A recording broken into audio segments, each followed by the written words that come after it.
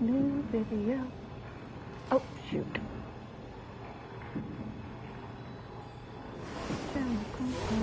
New video. Live. Thumbnail. Where's my trash panda?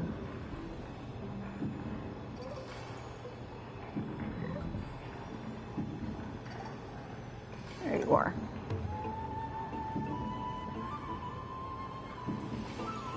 Honkai. Old friends. Not for children. Yet again. And save.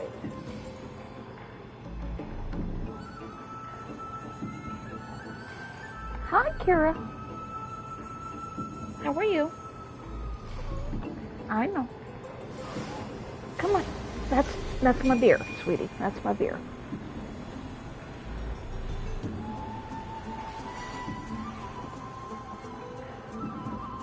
All right. Live. Turn off the volume.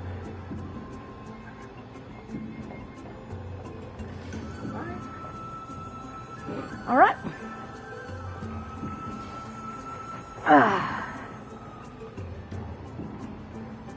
Yes. You're a good girl.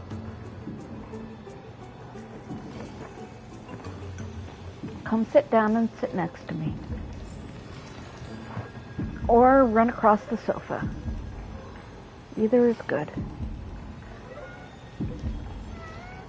This is the Library of Philia, a place where the Grove stores its collection of tomes. Oh.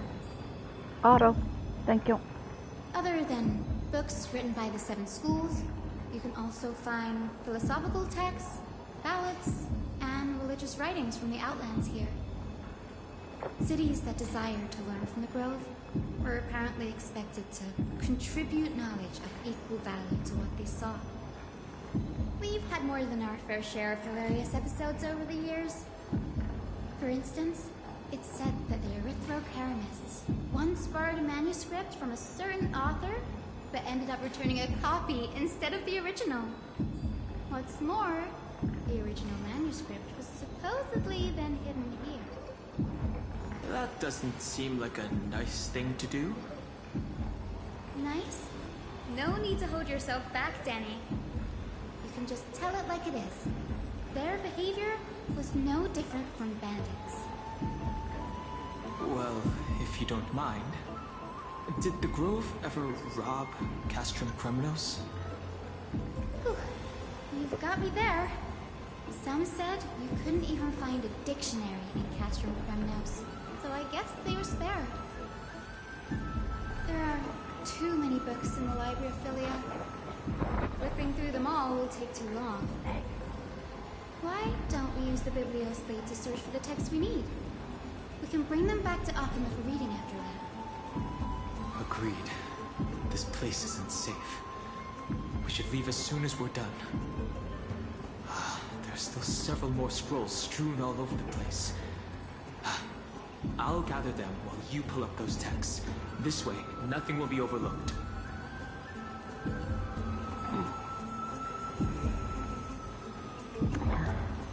That's a little judgy about the Castrum Criminals people and whether or not they have books. You can be a vicious ass concerned only with fighting Meet yet again. and still enjoy books. It's not mutually exclusive.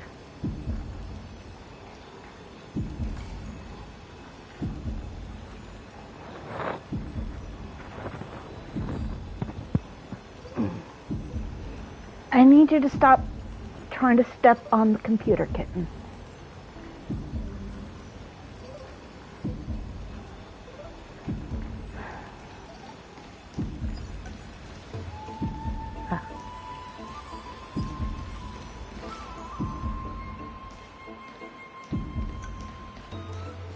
Oh.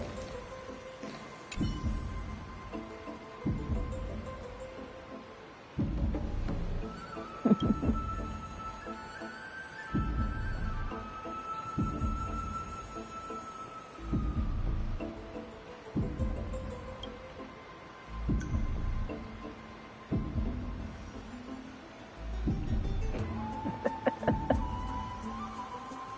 last resort is, when all else fails, employ brute force. Well, this isn't going to be of any help, that's for sure. Oh, come on, Don Hung.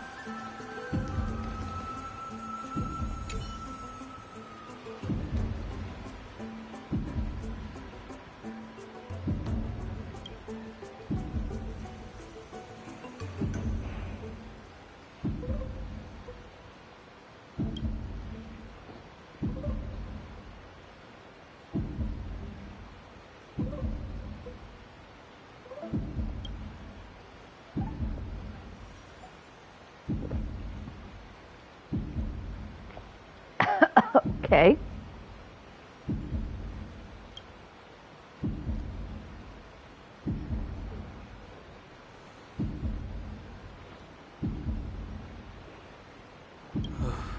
Impressive tenacity. Hopefully it helped him survive the black tide.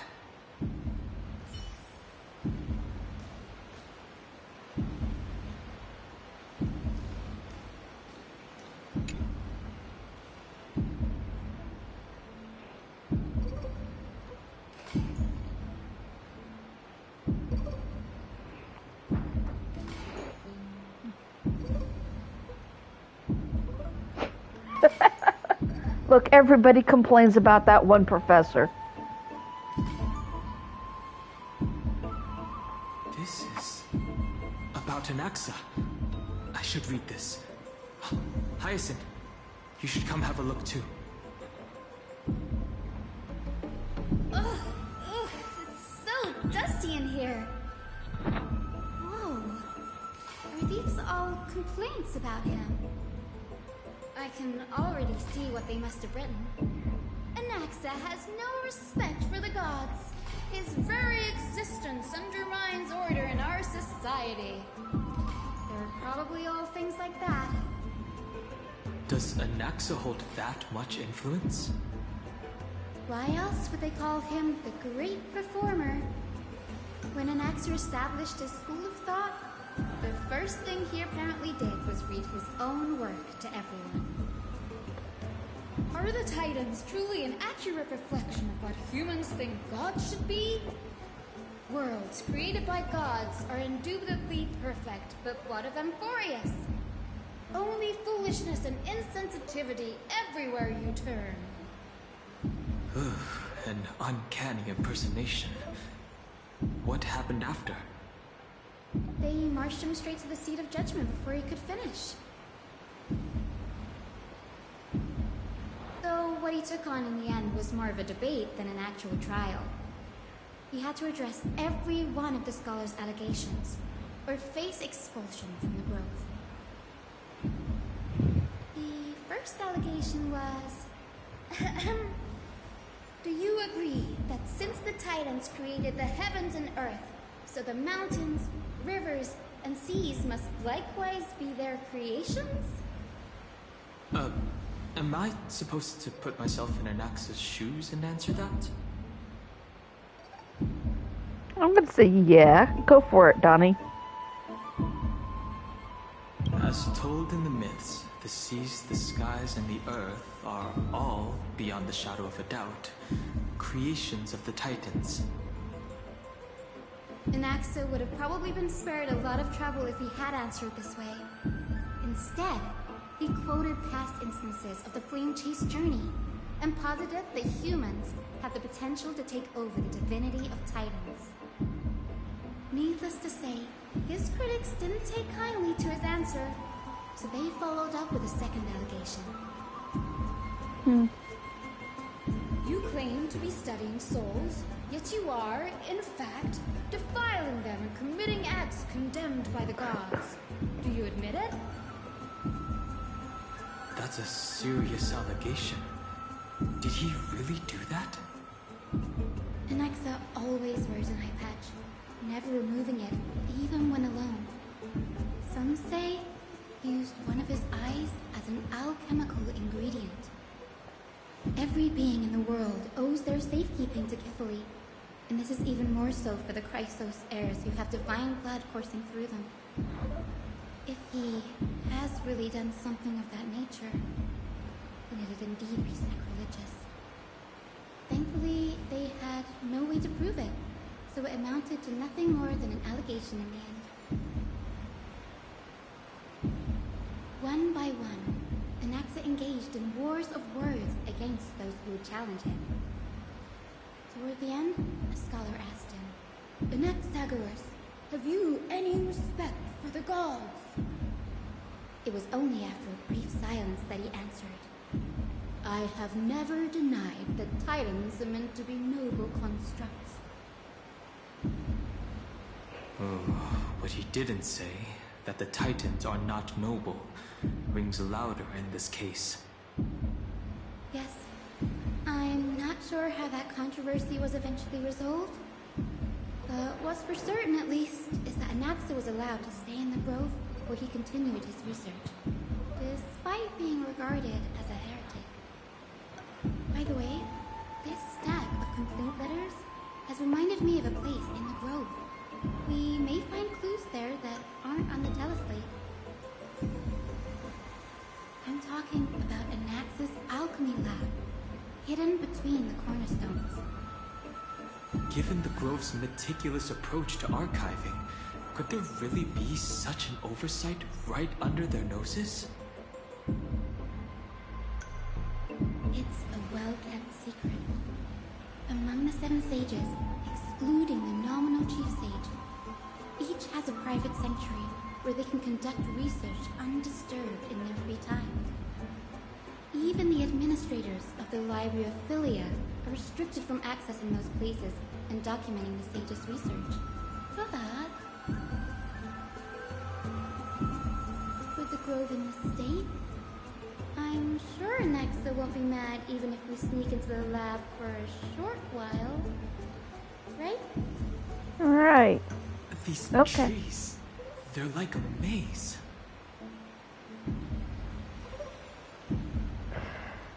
Alright, baby boy. Let's go.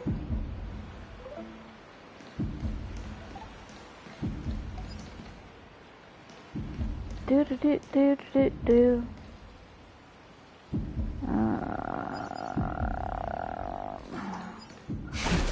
Boop. Well, actually, first let's see if we can... Oh, no, we can't just shortcut our way up. Boo!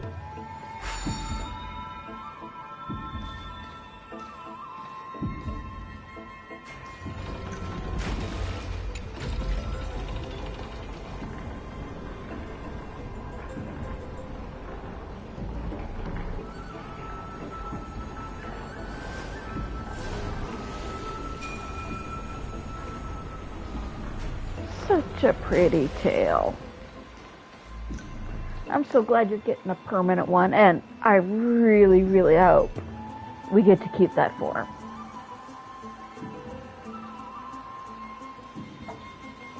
That you just don't leave it behind in Amphorius. Because I'm so looking forward to that. Dragon Boy.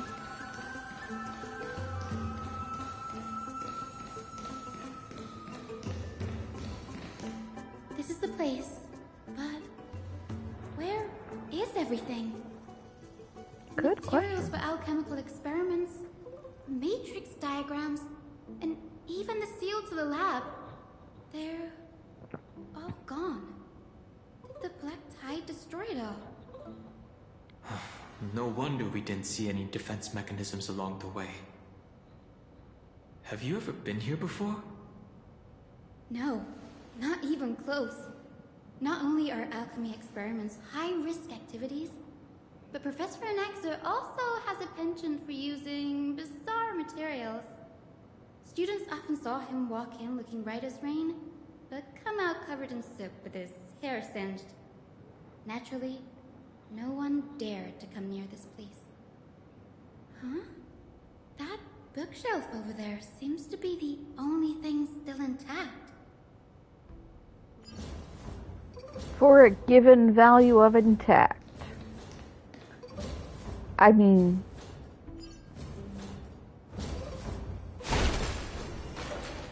Oh.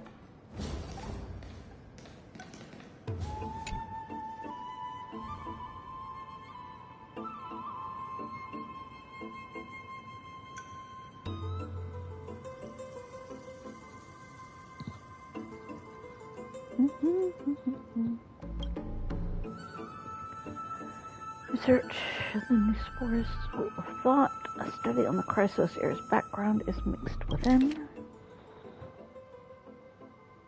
We made in Canosopolis. Nesta priest family.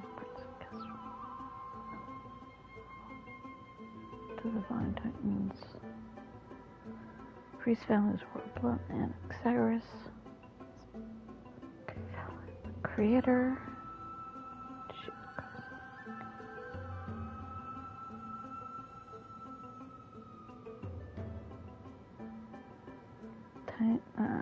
Okay, so she's very old. Dragon Legends of Styxia. The soul ripped from dragon. Oh, Donna Glitzel. That's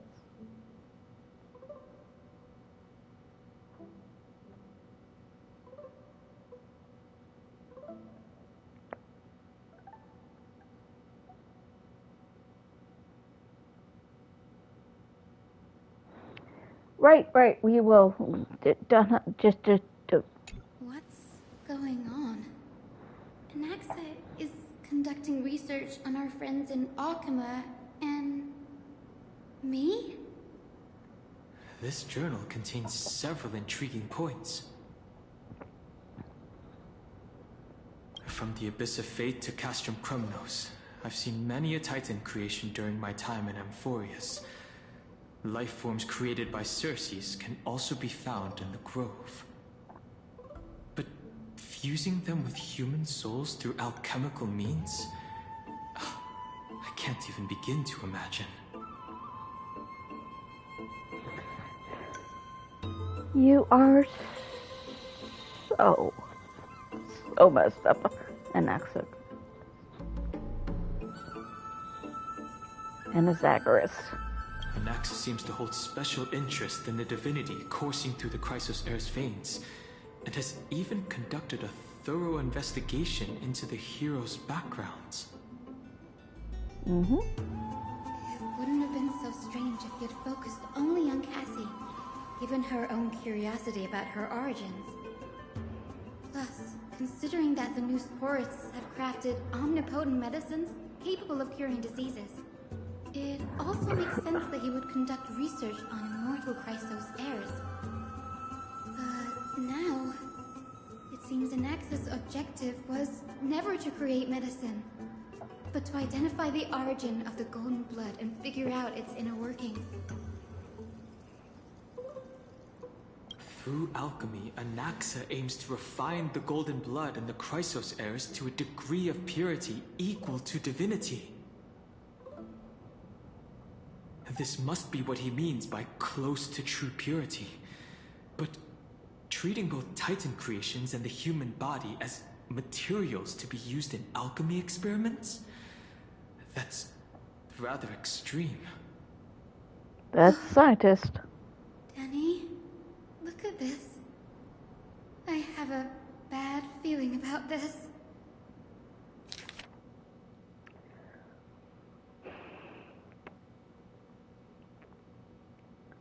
Fusing human souls does not purify golden blood. Even pure Titan creations are contaminants.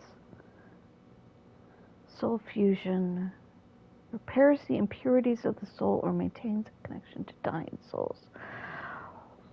Man, sir, you are just so...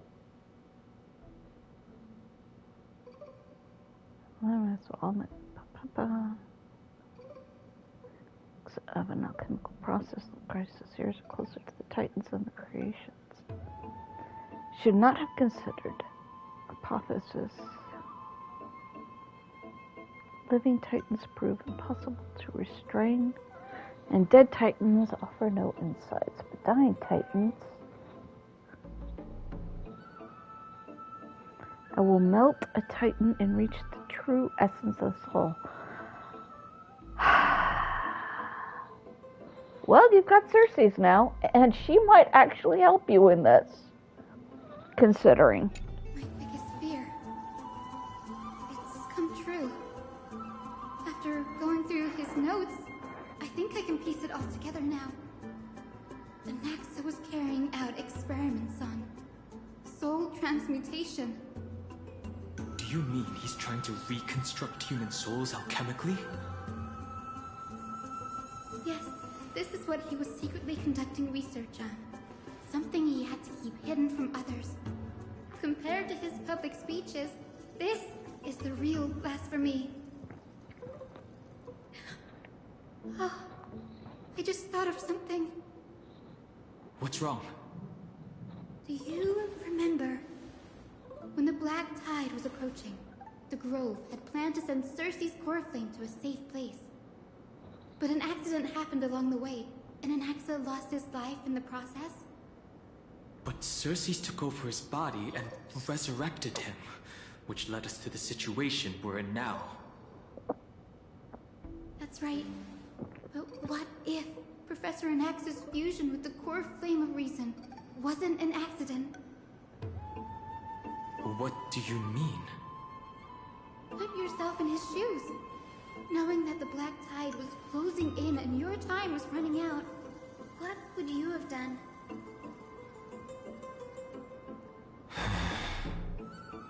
I put my theories to the test, no matter the cost. Exactly. When the Black Tide came, the true reason Anaxa headed to the Luminary Throne was to transmute and fuse himself with the Titan's core flame. Did he succeed? No. Judging from how he reacted after the event, the results came as a surprise. Maybe he failed to consider the possibility that Cersei's would make a similar decision. The manuscripts detailing all the alchemical formulae have been taken away.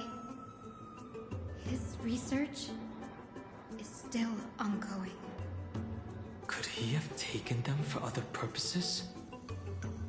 Like, what? There's only one Titan left in the world now.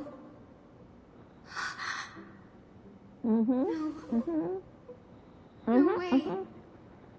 To conceive an entity of perfection, one must first understand the principles of creation. If Anaxa is in Akama now, then that means he's after Kefali. And he's there at Kefali. Sir, this sky above us, it's not real, is it? Of course not. This is just an image from a projection device used for educational purposes. A simple trick. The day-night cycle has been lost to this world. So that students like you may still learn about the night sky, astronomers have harnessed the Titan's miraculous power to manipulate the light, projecting the nights of the past here for you. Much like how the sky above the Holy City is also illuminated by Kefali's dawn device. So, the skies of Akama are fake too. You mustn't conclude that, Anaxa. You should know that only a child would expose a trick and be proud of it. Often people know more than they let on. They simply choose to feign ignorance because they have no other choice. Then they're just deluding themselves. People believe in Kefali's tale of Genesis, accepting wholesale whatever the priests preach. But we're different. We've already walked out of the firelit cave of ignorance. We have already realized that we live in a world where Titans make the rules. Even when we look at the sky, we're only seeing what they allow us to see. Rather than gazing at this mockery of a night sky fabricated by them for the rest of my life, why shouldn't I be the one to take control of the projection device instead? So much time has passed since you sowed the seeds of doubt in my heart, child. Many a night, I find myself penning down all my theories and wild ideas, only to burn them to ashes when I open my eyes in the day. Why? Because we'll face death by burning if word gets out? As a sage of the Venerationists, my soul has already become inextricably linked to the great tree. Every word I say and every move I make is certain to influence every leaf, every branch, even the tree itself. But above all else, my days are numbered. Instinctively, I have my doubts about the golden blood and the human soul, yet I have no means of verifying them. The golden blood in my veins is woefully thin, and I am loath to waste what little time I have left obsessing over a hypothesis that cannot even be proven in the first place. But I can, sir. I can do it for us. The time is right. Give me all that I need, and I shall accomplish this grand feat on your behalf.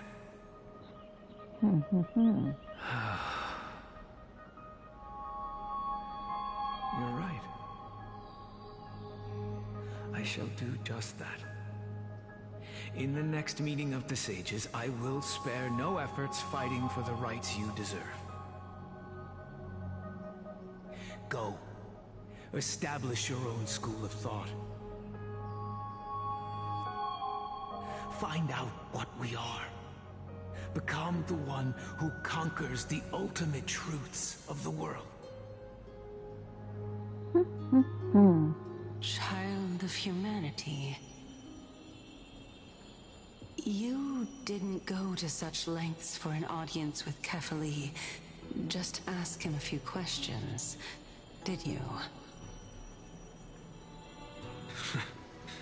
So, you figured it out. If I were as foolish as a Dromus, perhaps I'd throw myself down and prostrate before their greatness, begging for the gods' prophetic wisdom. Well, sorry to disappoint, but I'm no Dromus. Alas, I am a human, standing tall on 2 feet, possessing both intellect and pride. Before such power, does it make any difference whether you're a human or a Dromus? Good I'm question. sure you're familiar with the story of the Styxians. When the raging waves threatened to swallow them, they didn't just give up and become sitting ducks. No. They constructed a dam that kept the roaring tide at bay, chaining down the mad Fagusa. They call me a blasphemer, Xerxes. But that doesn't mean I deny the existence of gods. It's just, as I see it, Titans are simply a force that mankind has yet to find a way to tame. Oh? If power that rivals the Titans is what you crave, why not conform to the prophecy and brave the trial? Why stop at harnessing the power of the Titans when I can do so much more? The source of life is what I wish to grasp, to understand what makes up the soul, and to learn what we really are. Thanks to you, I've had the chance to personally verify, in more ways than one, that the soul indeed ceases to exist in death. But where there is death, there is life. And where there is an end, there must also be a beginning. How then is a soul born? That was the only unknown variable left in my calculations. And by the sound of it, you have already formed a conjecture. No, I have already drawn a conclusion. In my journey unto death just now, I finally saw the answer with my own eyes. Professor Anaxa, I'm here. Her life hangs by a thread. I must ask you to refrain from taking any unnecessary steps. Of course. I'll bring this to a conclusive end, and give you the answer you so desire. However, in accordance with the principle of equivalent exchange, I must also demand from you what I need. As you wish. Don't you care to know what the price might be? It's a matter of uncovering the truth about the Death Titan and her survival. This may be the only time I can ever save someone's life. There is no need for me to think twice. I see. In that case, let the show begin. Indulge me. Am I correct to say that you intend to prove Thanatos' whereabouts and prove the nature of our existence now? Before I begin, I must confess I had been stuck in a cognitive trap all this time. As unrelated as these two propositions may seem at first glance, they are in fact logical equivalents. They are merely two different ways of telling us about what the soul is at its core. The reason I say this is as I've mentioned earlier. The answer was hidden in my journey unto death. Professor, you were in the Netherrealm? Yes, I am but a living dead man now. But that's not important. What truly matters is, I overheard a conversation between heroes. That's not all. Remember how I said you were a part of that conversation too, Circes?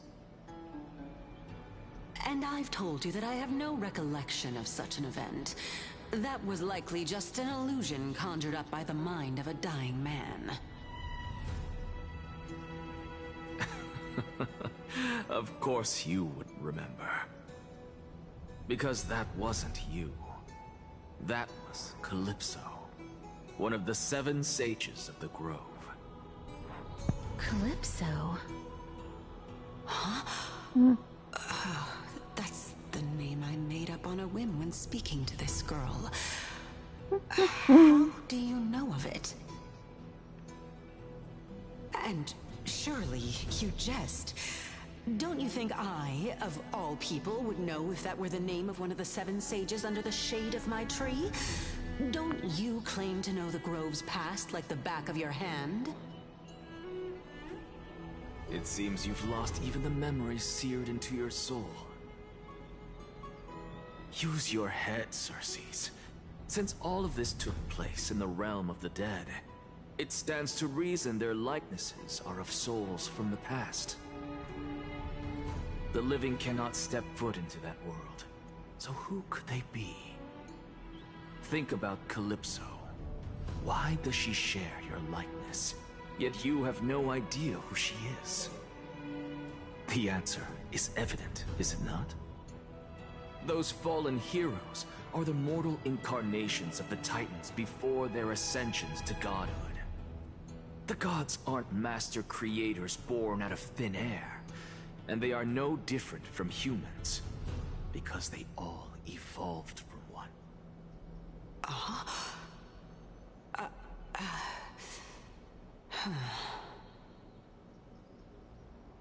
Does this answer disappoint you? Yes, because you've answered nothing. If I truly was once human, as you claim, then where do the children of humanity come from? Even on the off chance that you speak the truth, this brings us no closer to grasping Thanatos' whereabouts. How are we to find them? I knew you would say that. But it matters not. I know what I'm doing. Actually, why don't we have this supreme being standing before us tell us everything? You can revive a Titan? Humans cannot return from the dead. Neither can gods. But all we need to do is look at this from a different perspective, and the problem will resolve itself. The solution is simple. Just like what you did to me. If I'm reborn as Kefali, I can rebuild the world and all within it as they once did. Simple, is it not?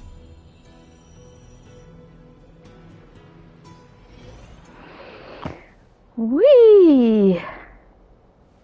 I have news from Hyacinth and Danheng. Anaxa might be trying to do something with Kefali's divine body. Kefali? But what could Anaxa want? Is the Council of Elders going to sit around and let such a sacrilegious act unfold? That is not possible. He is indeed the great performer, capable of fooling anyone and everyone with his tricks. I'm sorry. No need for guilt, for this is good news to us. The Council of Elders has found themselves a traitorous ally. Anaxa's ambitious desires will be something we can exploit. What we should be doing now is to keep our eyes peeled for whichever trickery Kindness is up to, and react accordingly to thwart her plans. Being Akima's political center, the Demigod Council holds just as much significance as the Vortex of Genesis. Someday, after my duty is over, this site will take the place of the battlefield where you hunt gods. Become the next challenge you are to overcome. Till then, it's best to get used to this place as soon as possible.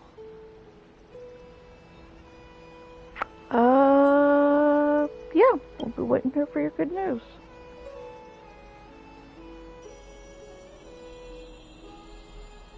Preposterous! The Christos heirs only have their standing because of the Council of Elders! How dare they trample over it! Wow. These people are shooting daggers with their eyes. It's been a while.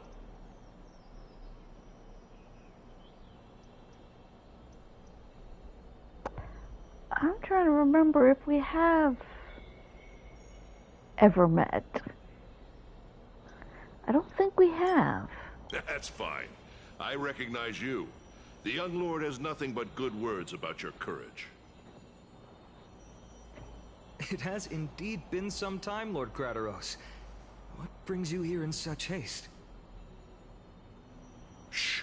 Keep it down. Be more vigilant. See those duplicitous dogs over there? They do the dirty work for Kindness. I've already ordered my people to hold them back, but we should still lay low. Unless you're itching for a bloody fight to get a workout in. My bad. So, did something happen? Did you hear thunderclaps last night?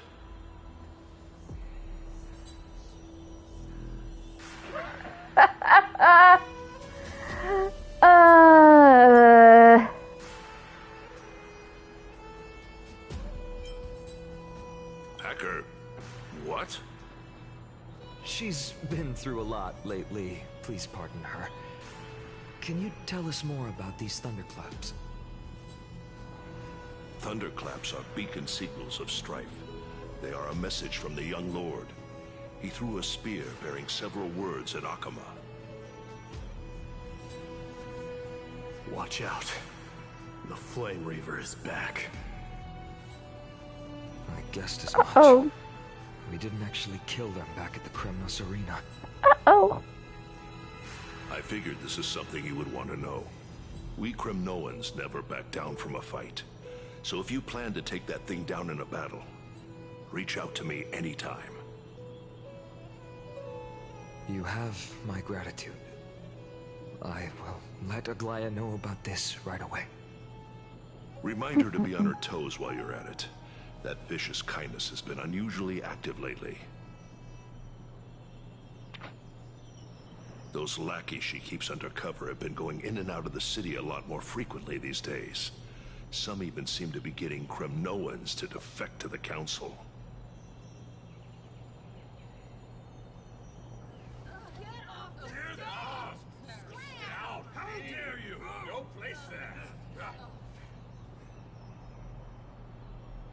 Okay. That's...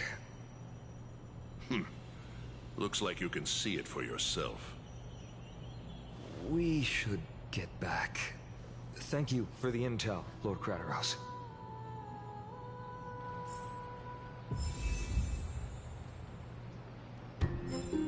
Alright. Well, we've got a Finon. We've got a Finon thing going, so... We can always fight side by side, no matter the time.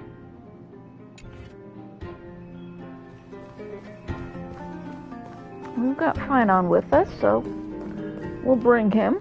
By Catherine into Lenten above, as the Theoros I have observed. Virtuous citizens of Akama, Finan Navides, Elysiae, and the Outlander are heading toward us. Okay.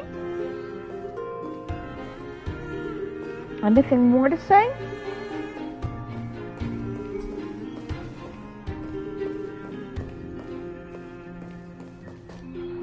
Oh wait, is it after 2 a.m.? Did we... Oh. Do I need to... Yeah, I'm out of the express supply. I will need 2. I will need to buy 1 after I'm done with this stream. Aglaya, what happened here? I know about the poisonous fangs of that king snake through the golden threads. In the past, I would be confident about keeping her in check, but I admit I am now unable to do so. What do you mean? It is no longer about eloquence or arguments. I have been a demigod for far too long, that I hardly have any humanity left. Before I realized it, I have become no different from these hypocrites, no longer capable of relating to the people. This has come a lot sooner than I expected. But perhaps it is time. I need you to step up, Finan, in order for me to retreat behind the scenes. Yes, this is my duty, but... It is far easier for the Council of Elders to fool many than just fool one person. Their so-called more support is no more than a ruse to distribute power using words instead of lances. There is no glory in winning this debate, but that makes having respect for humans so much more priceless. Finan, you are a Chrysos heir without flaw, capable of relating deeply with humans. I appreciate what you've taught me, Aglaya. I hope we'll live up to your expectations and win this debate. Okay.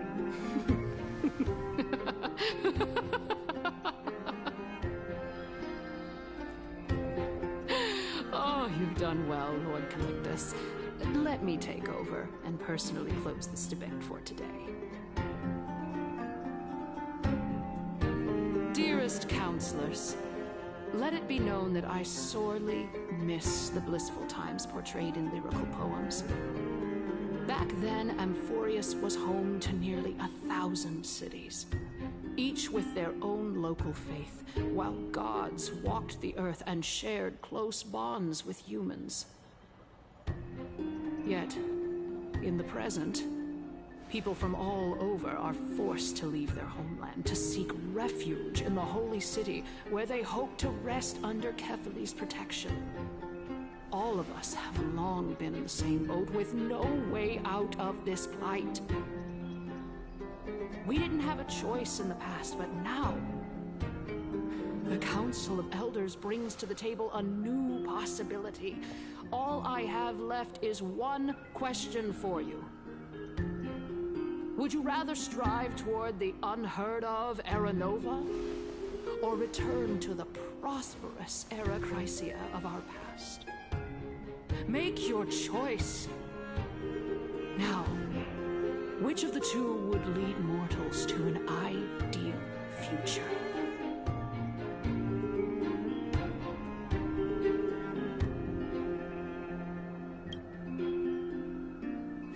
Era Nova is a path of salvation the gods promised. We should not have doubts in the Flame Chase journey. We all know that Era Chrysia is a thing of the past, Lady Kindness. Please, enlighten me. How does the Council of Elders plan to turn back time? Let the 3 Titans of Calamity be born, and Era Chrysia is nevermore.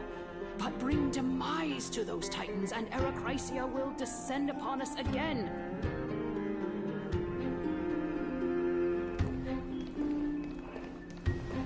Know that the Council of Elders is never one to make empty promises. Look at who we have on our side. Anaxagoras, one of the Grove's 7 sages, and Castorus, Idonia's goddess of death. With the help of these 2 heroes, I can promise all of you that Era Chrysia will exist once more. Aren't they Chrysos heirs? They're supporting the Council of Elders instead? It's clear from the start that these heroes do not get along well in their group. All the more proof that Aglaya is unfit to speak on behalf of every Chrysos heir. I am in favor of Era Chrysia. Era Chrysia! Era Chrysia!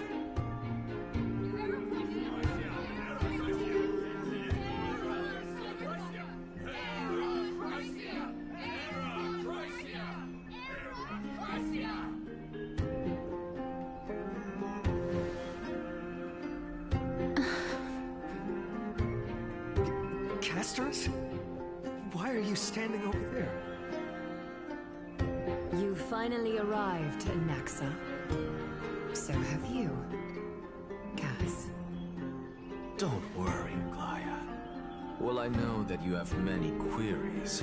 Could you continue to converse like how the citizens normally do?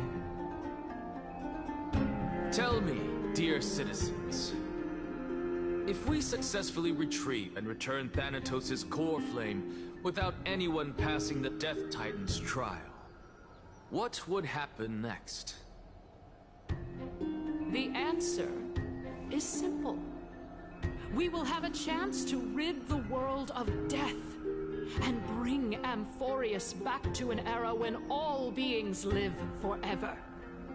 We'll usher in a new future that will be entirely different from the Flame Chase journey. He's one of the 7 sages. That's impossible.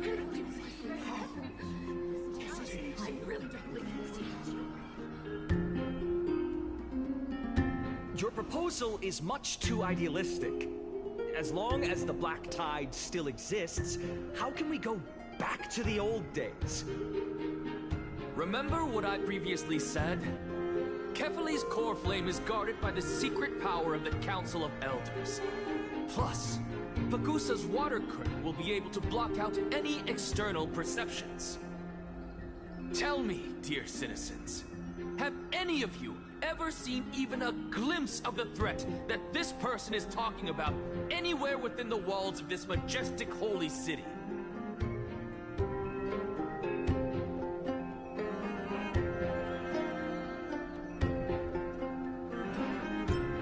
Survivorship bias.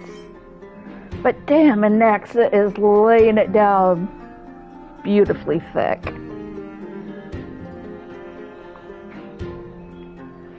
Oh, I can't wait to see your trick, sir. I cannot wait to see your trick. Oh. Could it be that you heard that from the Flame Reaver themselves? Citizens, let's loudly sing the blessed hymn. Oh, beautiful old world, where are you now? Oh, legendary Erachrisia, return to the mortal realm. After the destruction of the 3 Titans of Calamity, the Flame Chase journey will have to end. Erachrisia! Yes! Yes! It has to end! It has to end! It has to end! It has to end! This is bad. The masses are now totally riled up. Anaxa, pray tell. Everything that you've mentioned hinges on the premise that we can find Thanatos' existence, right? Thank you, Lady Aglaya, for still caring about this city. However, dear citizens, we are truly fortunate and blessed. For Castorus, Idonia's goddess of death, will surely find Thanatos under my guidance. What? With that, I solemnly promise that the core flame Lady Castorus brings back will be personally managed by the Council of Elders. Thereafter, if we are able to garner the support of all of you at the Citizens' Assembly, we shall spare no effort in ensuring that the Erachrisia will return to our world once again.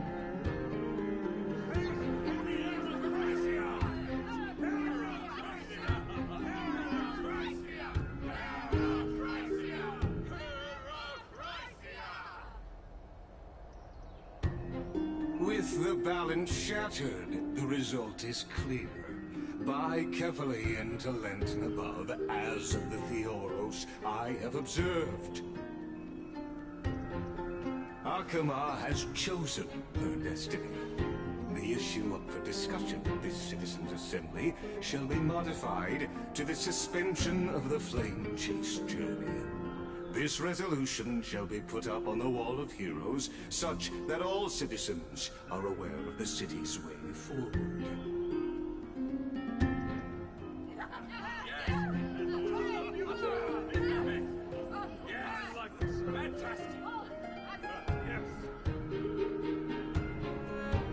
Aglaya, dear Aglaya, what has caused your heart to soften? You also don't seem to be as quick-witted as before.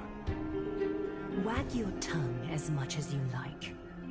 Since the Flame Chase journey has been preordained by the prophecy, our failure has never been on the cards. Well then, I guess we'll find out if that's true at the Citizens' Assembly.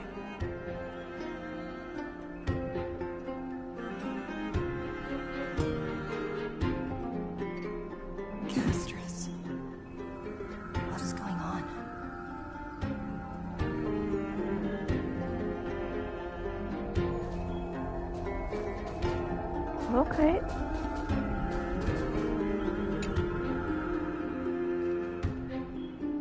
Well, it seems that when I sent you to look for Anaxa, I unintentionally facilitated your partnership with him instead. My apologies, everyone. I know that you have many questions to ask me. I will answer them to the best of my knowledge. Okay. Yes, please.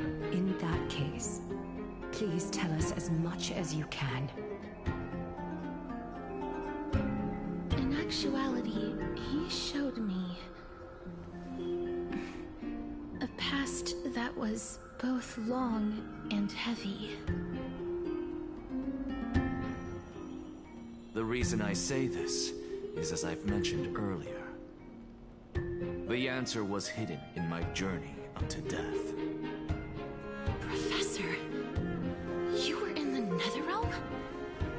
Yes, I am but a living dead man now, but that's not important. What truly matters is, I overheard a conversation between heroes.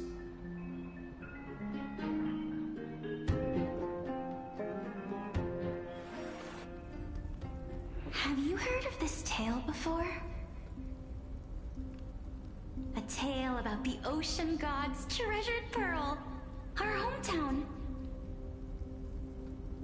It was a seaside town which enjoyed the ocean breeze and glorious, peaceful times, thanks to the wisdom of its ruling queen. Until one day, an evil dragon descended upon the town. Its wings were large enough to blot out the sun, while its claws were sharp enough to rip the waves apart. It barged into the tall tower and devoured the queen's beloved daughter. It even settled itself in her bedroom, like a tyrant king.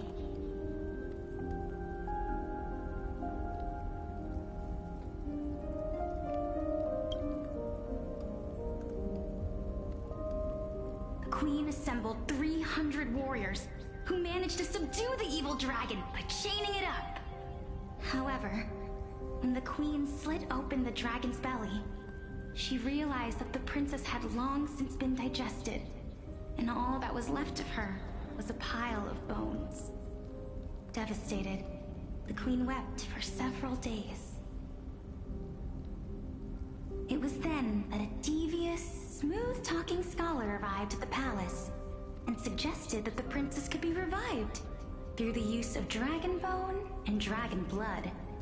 That liar called this process the secret art of alchemy. The princess was reborn! The queen was overjoyed, blissfully unaware that the evil dragon's soul still lurked within the princess's body. As revenge, the evil dragon swallowed the poor queen, the glib liar, the courageous warriors, and all of the town's innocent civilians in a single gulp. Worse still, the souls of the deceased refused entry to the Netherrealm because they were filled with regret. Forced to roam the mortal realm, these resentful souls ultimately converged into a river of souls that would not retreat for a long time. The terrifying death had consumed all. Thereafter, our hometown fell into ruin as well. Until...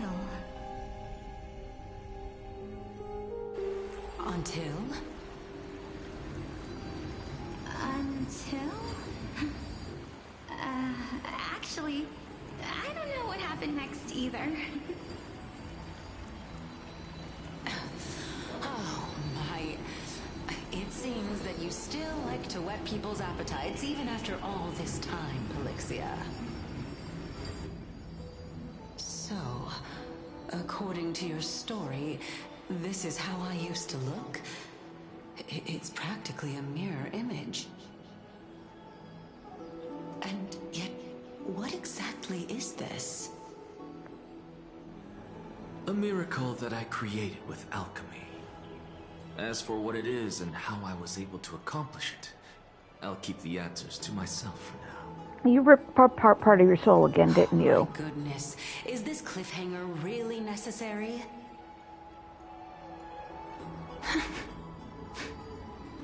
Quiet, Titan. Continue to enjoy this splendid play, and the truth will naturally reveal itself. Dragon, huh? I've heard this legend before. In that case, what do you think of it? I think that this So-called alchemy was a tenuous analogy added to the story by future generations. After all, you've never heard of a tradition of alchemy in your hometown before, have you? Indeed. Before I left home to pursue my education, I never even knew that anybody was looking into this area of study. Therefore, we can just treat this tale as a fable told to young children. A fable, you say? If so, what moral is it trying to impart to the kids? I guess it might be the concept of equivalent exchange? Oh? I thought the moral might be closer to something like honor the dead.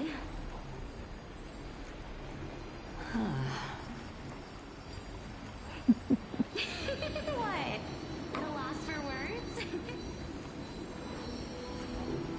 No, I merely realized that we're both thinking of the same principle.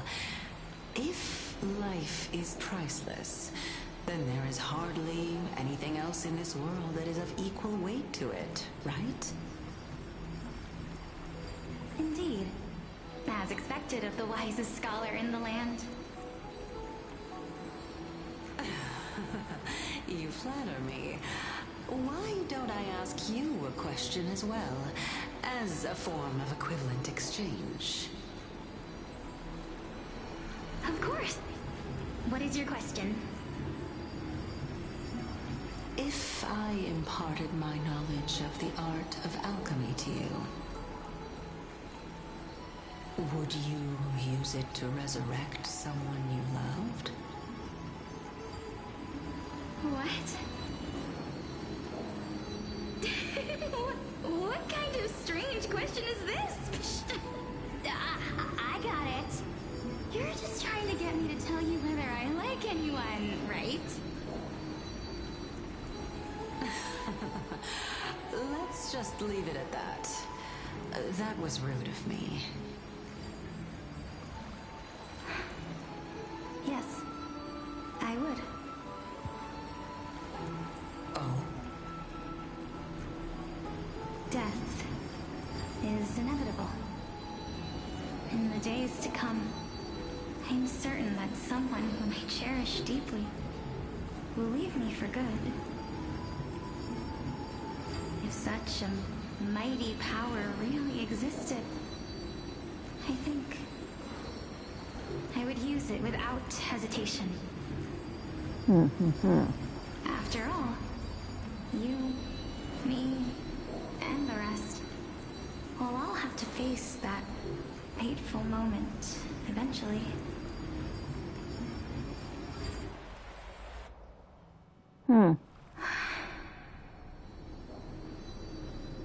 My time is finally here.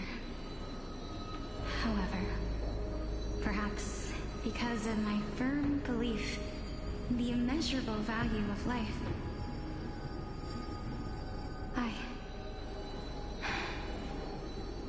I am unable to complete the trial. You shall wither, and through that, the dead will sprout again from the remains, and be reborn with the dead flame. It is a pity that fate is such a cruel mistress. Is there no other way of interpreting those words? I'm afraid that the meaning is clear. Between my sister and me, one must pay the price. Our trial can only be completed when the one chosen sacrifices her life.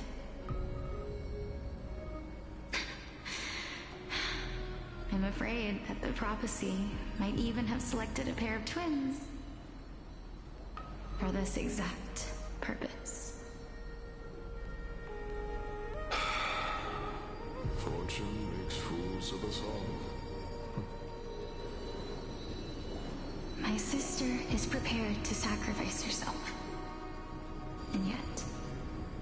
can't do the same. How absurd. My time is almost up, but I'm still afraid to welcome death. What should we do? If I'm ultimately not able to make up my mind... Since Chaos is willing to guide all of us and leave this trial to the end, there is still plenty of time for you to ponder. That's right. Don't allow the fog of an uncertain future to cloud your mind. Trial, prophecy, the topics that they're discussing seem familiar. But these three people must not have left their names in the epics. Otherwise, I would have some recollection of this. Amphorius' history before the Titans were born was complete chaos. Is that not strange by itself? I have long held three hypotheses about this. However, let's continue watching for now. Calypso, Polixia, and this warrior. I seem to have met him somewhere before. Regarding this matter, Nias, are you confident that you'll complete your trial? Of course. Though, I am worried about what will happen once I've emerged victorious.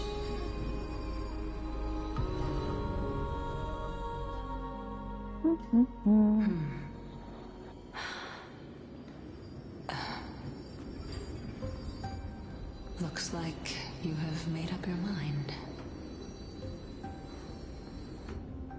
Yes, this is the safest course of action.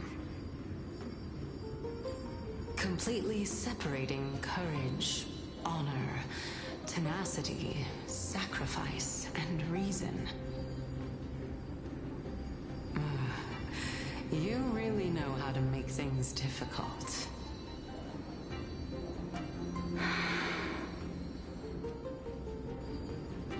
Please, young lady, witness my fall and demise. Lady Calypso, you shall host the soul-rending ceremony. I do not understand. Why would you dare to sacrifice yourself for a future that you won't get to witness? Because this is our destiny. The power that resides within me is so intense that I will one day be engulfed by it. Furthermore, a valorous death before glorious return has always been the path I chose to walk. A journey I began long ago. If your sister or cows were in my position, I believe they would make the same choice as my own.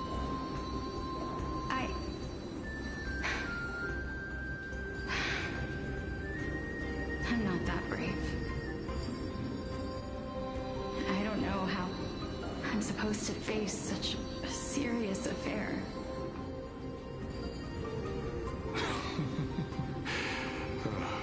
Despite being Death's chosen one, it seems you still don't know how to face it. Let's chat, young lady. Perhaps I shouldn't end my journey so hastily. Since there's still time, I'm not worried about letting fate wait a little longer. Of course. This warrior is Lord Nias. As the embodiment of Nikador's divinity, he entrusted his life to us and allowed humankind to end his madness. That means that what I'm currently seeing before my eyes is, in fact... Looks like one hypothesis of mine has already been proven true. These heroes are the true forms of the Titans, before they attain their divinity. If so, the chosen one of death that he speaks of is actually... Polixia? Is the previous form of Thanatos? But her appearance... If this is true, as long as we can find out where she went, we'll naturally be able to figure out the location of the Death Titan.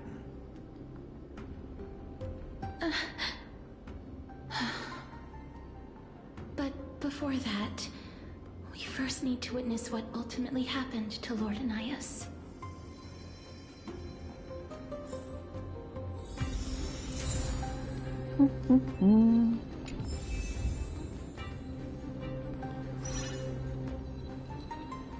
All right, casters.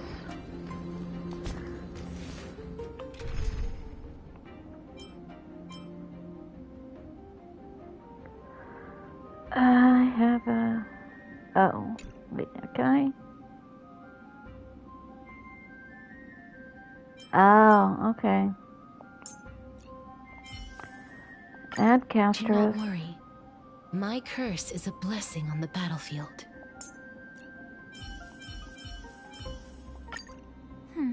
They ran into us. Too bad for them.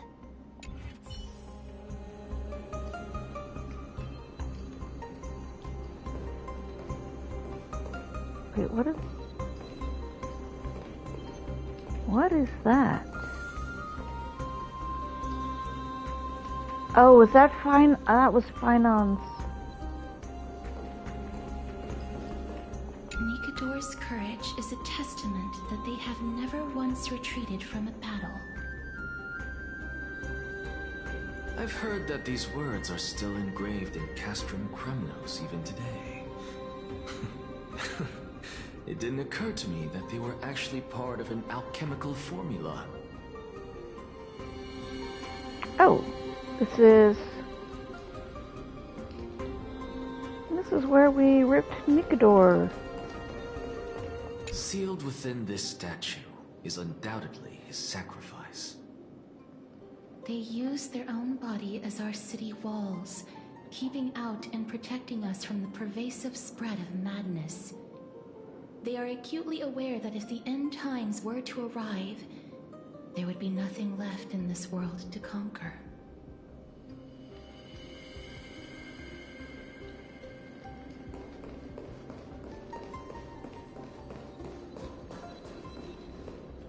Lord Nice's honor is sealed here. Incredible. The honor in this child's soul is so light.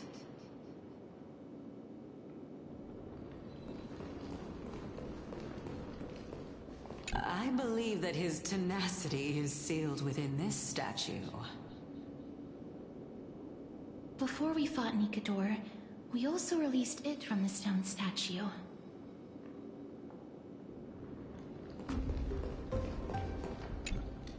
Honor, courage, tenacity, sacrifice.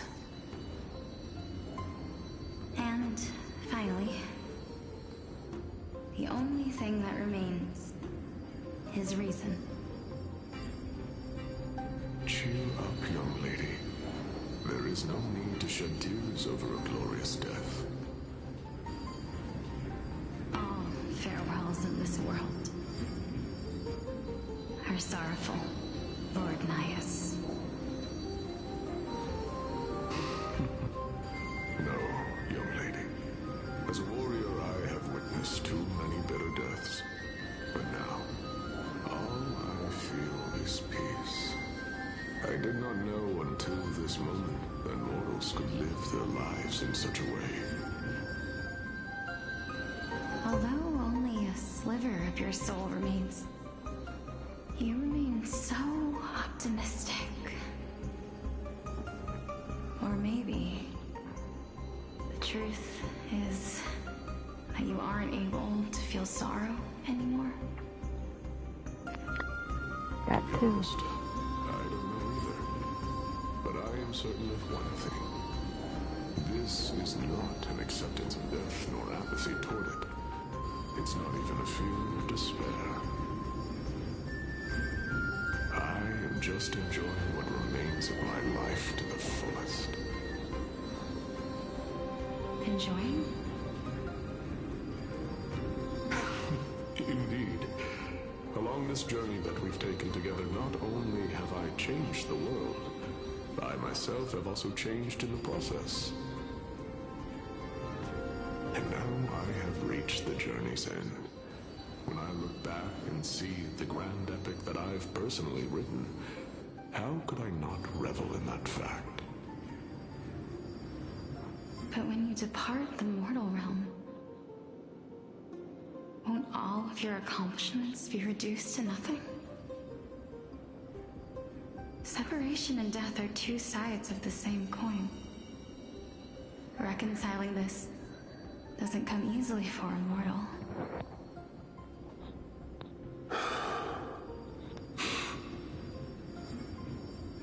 Finally, let me recount to you a story of mine, young lady. The first time I returned from the battlefield, I felt extremely hollow.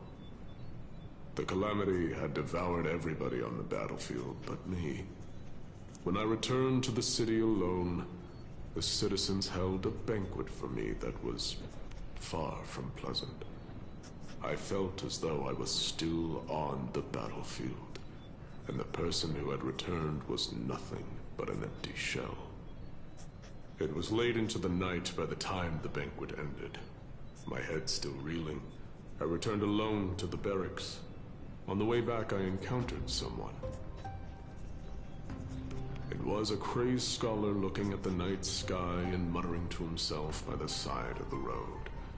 Although I tripped over him and fell, I wasn't angry in the slightest. And maybe because I saw myself in him, I inexplicably asked him a question. Do you think that it'd be better if we just died on the roadside like a couple of stray dogs? To my surprise, he shrugged his shoulders and sighed. How does someone who is currently experiencing death, dying and living, afford the same amount of bliss? Now please go away and don't block my starlight. Are you trying to say that there is no difference between living and dying?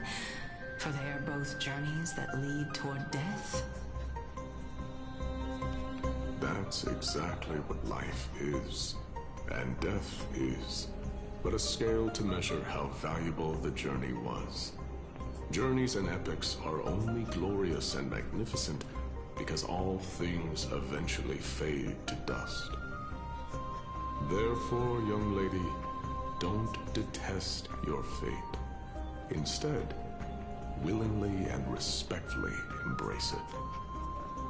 The embodiment of strife telling me about the majesty of the world.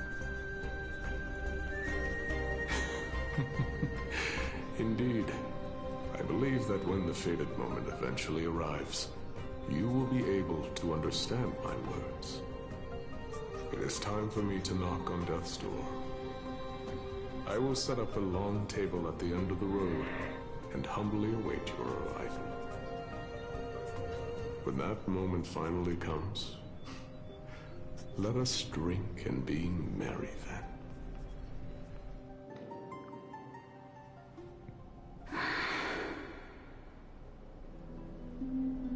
I knew this day would eventually come.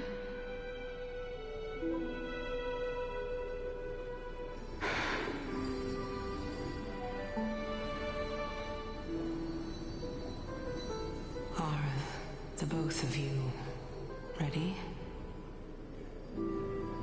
Mm-hmm. Calixia. I'm here.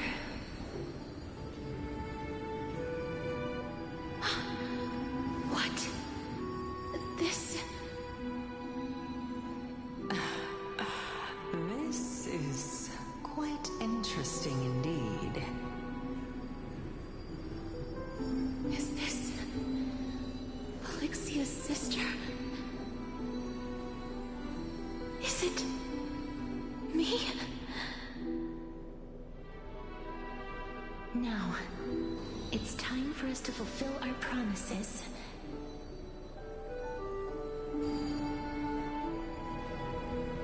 Are you afraid?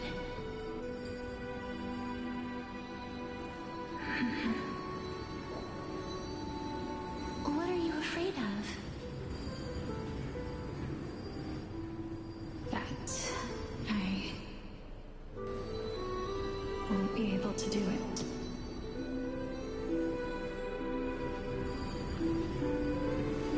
You shall wither, and through that, the dead will sprout again from the remains, and be reborn with the dead flame. As foretold in the prophecy, and according to our vows, once it all ends, we must face our fated moment head-on. Even if it was prophesized, do we have no say in the matter? It's so unfair. Why are we the only ones who are forced into mutual destruction? Let me do it, sister. Let me be death's sacrifice. I was never long for this world anyway. But you're different. I was the one who wasted your life after all.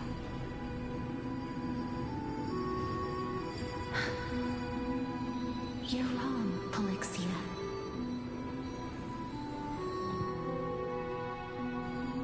I don't think that my life was wasted. Just the opposite.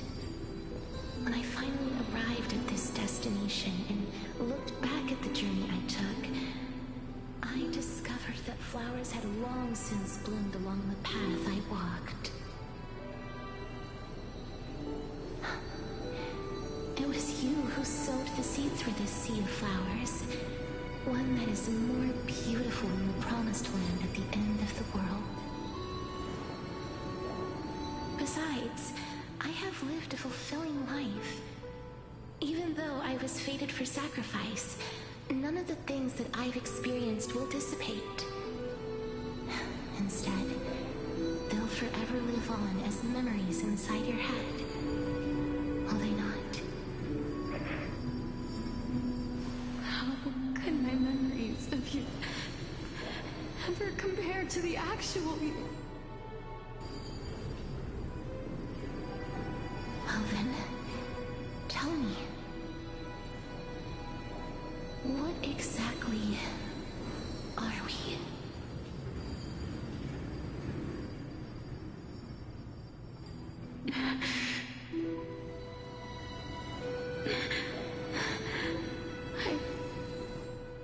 I don't know.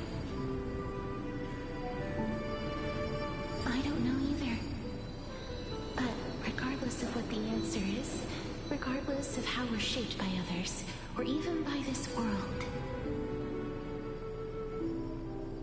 ever since we were born, the fact that we existed was predestined, and nothing could erase it. This is why I will always, always be by your side. We're twins, after all.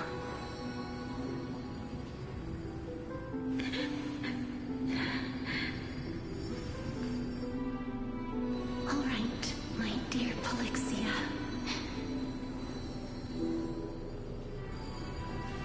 It's time to extract my heart and light the flame of death. After that, use it to plant the first bud in the prophesied new world.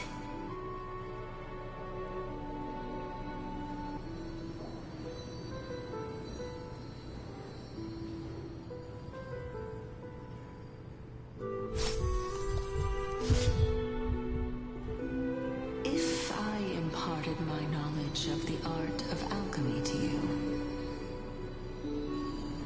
would you use it to resurrect someone you loved? Death is inevitable. In the days to come, I am certain that someone whom I cherish deeply will leave me for good. If such a mighty power really existed, I think I would use it without hesitation. Even now, my answer remains the same. This is why, sister, I promise you, in the prophesized new world, I shall plant the first bud on your behalf. Go now. Return to the Ocean God's treasure pearl, our hometown. I shall open wide the entrance to the Netherrealm and grant you a second life. The living beings on this earth shall respond to my call and lead you to the sacred daylight. Remember, do not look back on the land of the dead. Do not stop moving. In the new world promised by the prophecy, march toward your new life. As for the price of our equivalent exchange, let me be the one to pay it.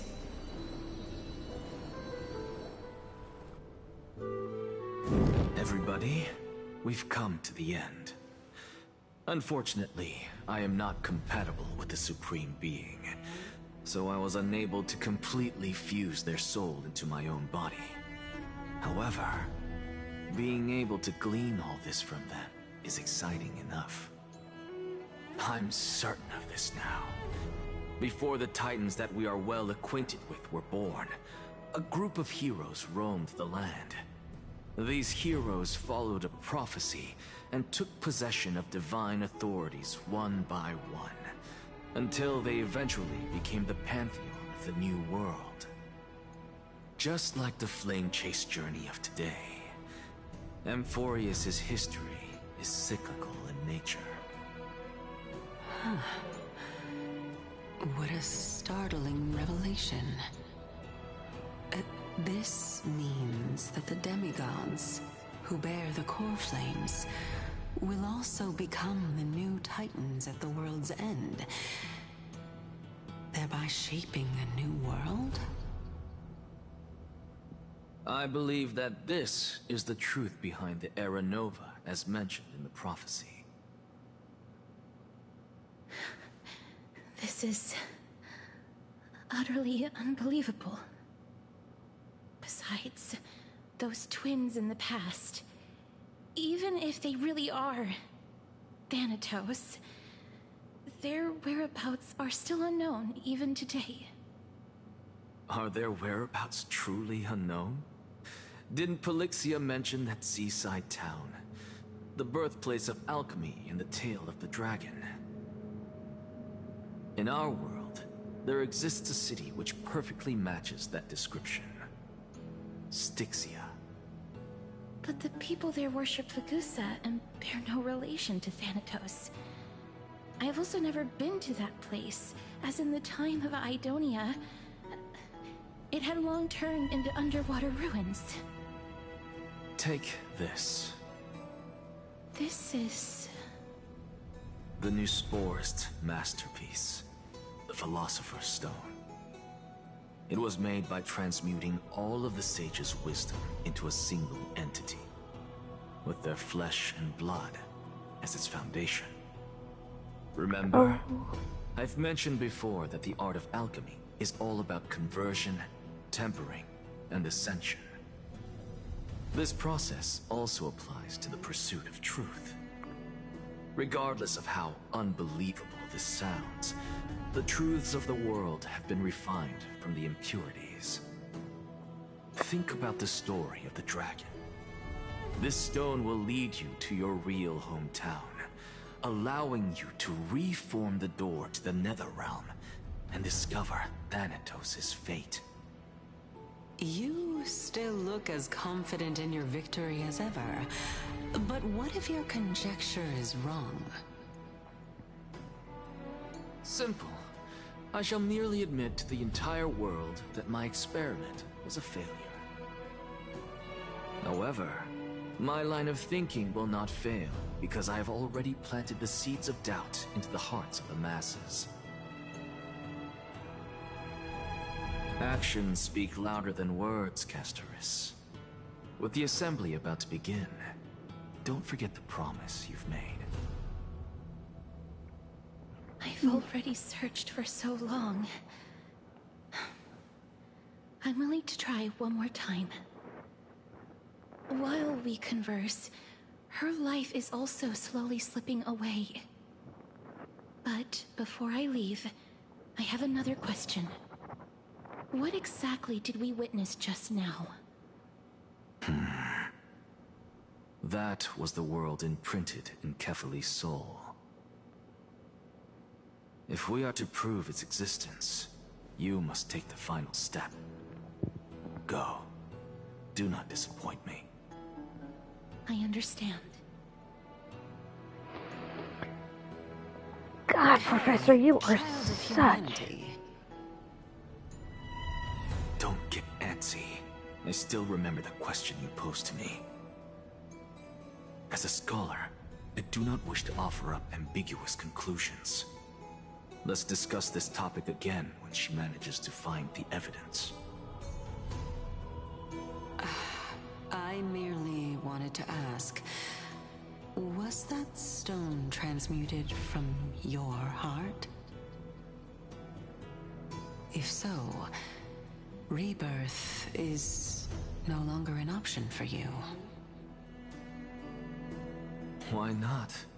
When I was a child, I lost someone dear to me. When I was a teenager, I lost my faith. A while back, although you saved my life, I also lost my soul in the process. Now I'm merely forsaking my body. What's the big deal? Why are you always finding ways to die? Isn't it good to be alive? This is but a necessary sacrifice on my path to transform into the purest of them all. Can someone who's dead even claim to be the purest of them all? Furthermore, if your hypothesis is proven correct, does it not just confirm that the myths are true, and thereby invalidate all your theories? No, it's just the opposite. If my hypothesis is correct, it means that I can actually ascend to godhood and reshape this absurd world that you all have created.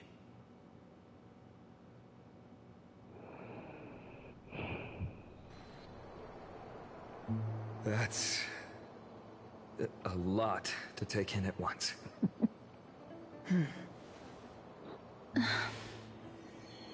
Lady Aglaya, please, let me explain.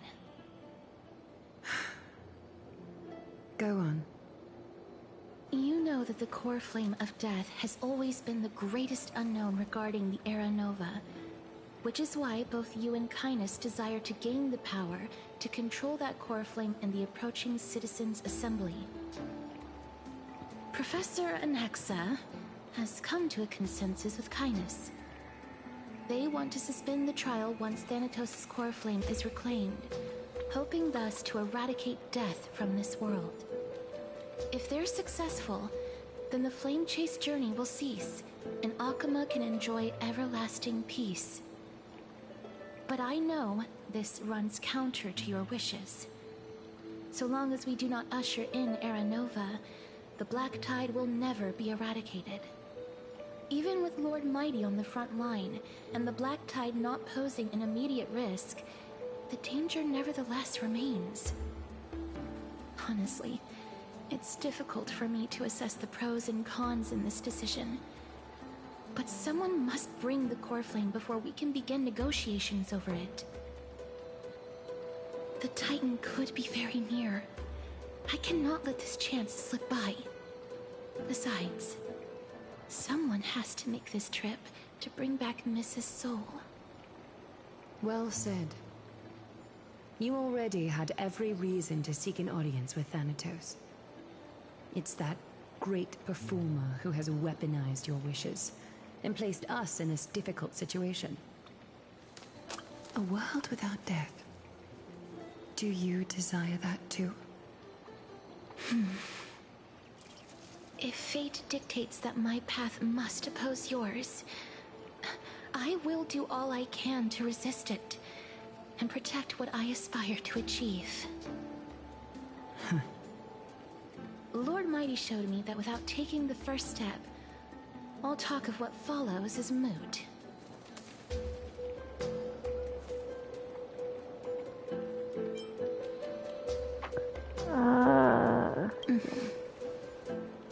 I have always hoped to hear you speak your mind, Cass.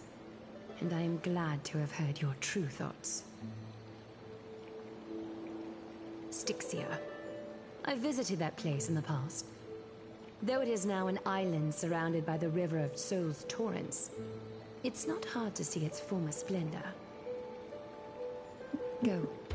I will not stand in your way. As for you, you are someone who has cheated death. I believe you have more than enough reason to make the trip with Casterus and meet the god of death himself. Casterus, I too look forward to your journey. I wonder what kinds of new interpretations your completed story will bring to the Flame Chase journey.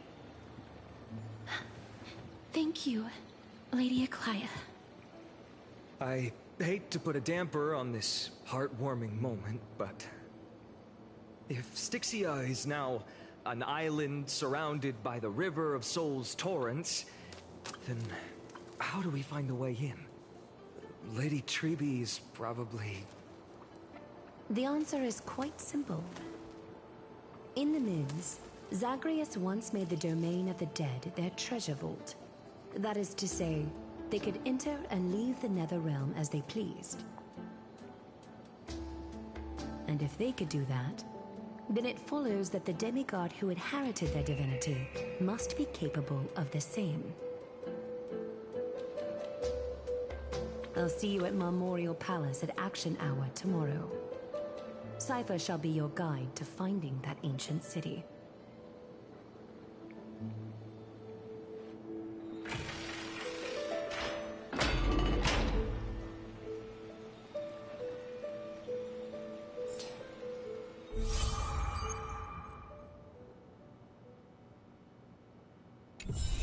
Downhung isn't back yet. Alright, I will be right back. I will be right back.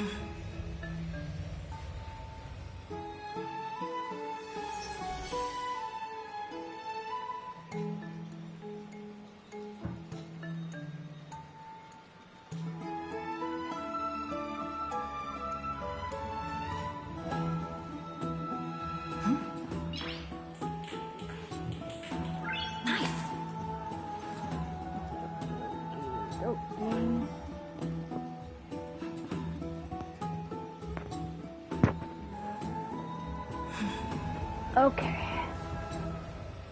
Oh, hello.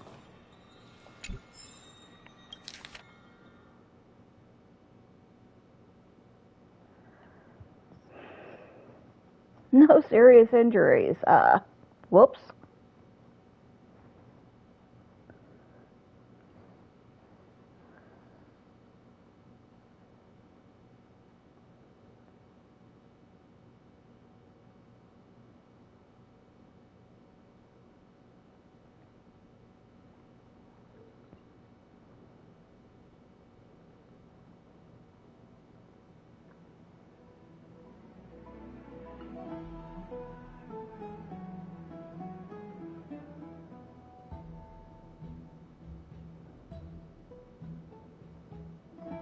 Okay, so this is...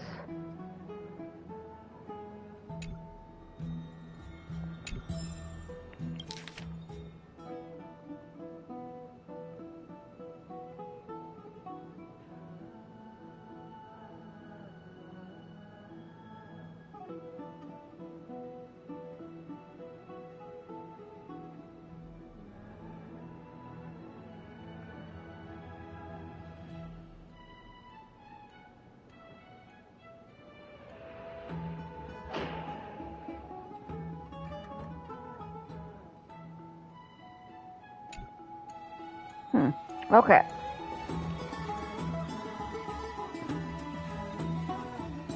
Hey, friend! Is the debate finally over? Did you win?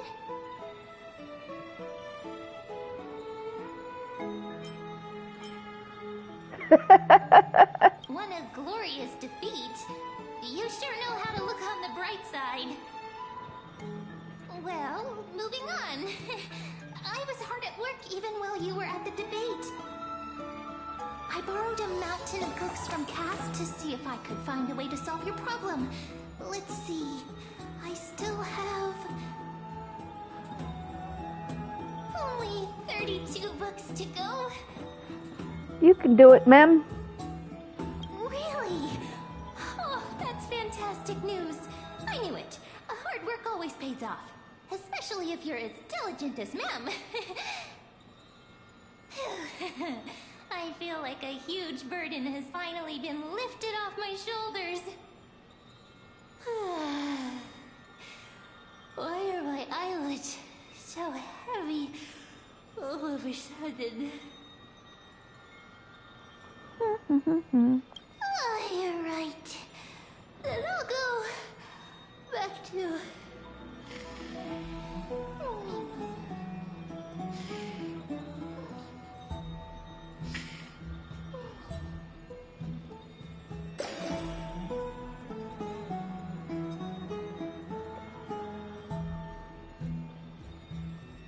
That is totally not a Pokeball. Good night, Ben.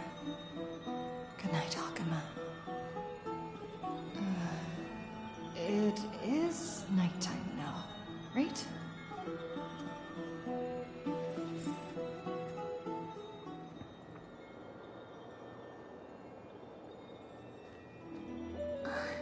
Cass? What a surprise. Lady Treeby. Is something troubling you? I just wanted to speak to Lady Trian for a bit before I set off. No matter how breathtakingly beautiful Styxia once was, the place is now the domain of the departed. There is no telling what we'll encounter there. I don't want to have any regrets. Has anyone told you that your eyes are sparkling today? Is that a figure of speech? In the past, when you did smile once in a while, all of us could see that your heart remained troubled even as you smiled. Lady Treeby, you know perfectly well that see you tomorrow is nothing but a white lie. I hope your toughness is not a mask hiding a lonely heart. Cass, you hardly ever talked of your past. None of us knows what you went through, apart from Maggie. But we know it must have been filled with pain and hardships. as it is the fate every Chrysosaur is destined to live out. We are just happy for you that the core flame you're meant to inherit has finally surfaced. Isn't it a little too soon to say that? But you already know where tomorrow is, don't you? There is no need to rely on anyone else. Just give it your all and leave no regrets. We have always believed that your embrace is just as warm as everyone else's. Because we embrace others to comfort them. And Cass, you're the kindest Chrysosaur we know. Thank you, Lady Treeby. This feeling... it's hard to put into words. I suddenly found myself with so many wishes. So much I want to accomplish before setting off. Then go do it, Cass.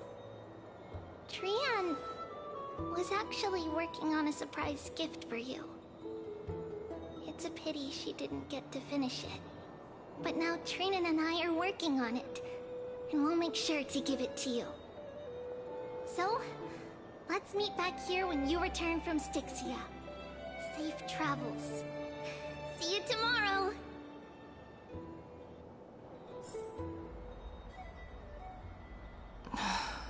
I can't sleep.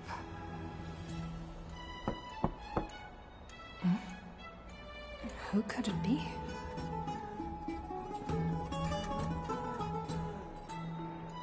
Oh, I don't know. Who could it be? It's me. Hey, Cass.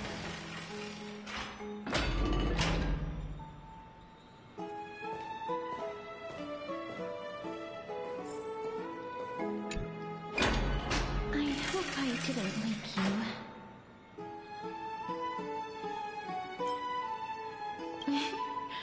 I'm glad to see you're as full of life as ever.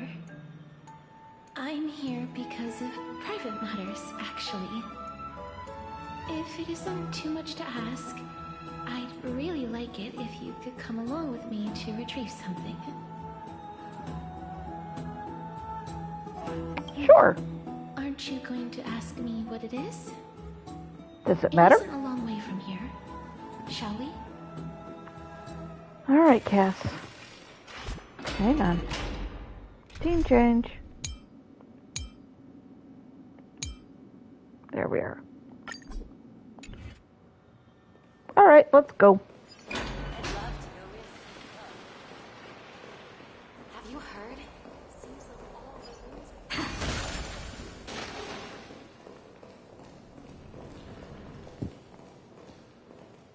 Faith can dispel the black tide.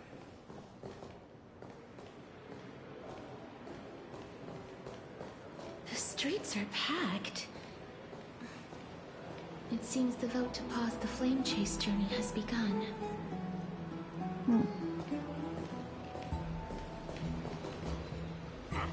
I want to vote! Tell me how I can vote! Take your ceramic shard, engraved with the Kefali rune, select the Council of Elders in your heart, and pray silently until the shard registers your choice. Then toss it into the Dolium. The Council of Elders? More like the Council of Buffoons! The Black Tide took my hometown long ago! Or are they kidding with bringing back Eracrysia? It's all a sham to create their own Eracrysia in Akama! The Titans are just. So long as we do not overstep our bounds again, we will not incur divine wrath. Oh, please. The time when these deranged Titans should have vacated their spot to the demigods is long overdue. You'll see soon enough, you old bogey. And I pray that Talantans smack some sense into you with their scales. We shall see how this turns out.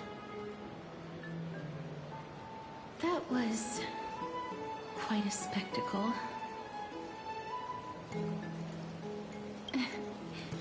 I suppose peaceful is technically correct if no actual violence happened. To this day, I still find it almost unreal that Akama is the only place illuminated by light amidst the crumbling ruins of Amphorius. And its people are even holding votes to reconcile differing opinions.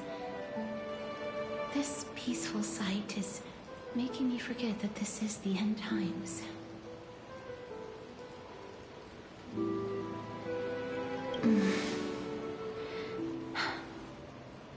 Before coming here, I had lived for many years in Idonia, a city of rime and frost. The people there were devotees of Thanatos, and were well known for their unique burial rites and traditions. Traditions that I played a major role in.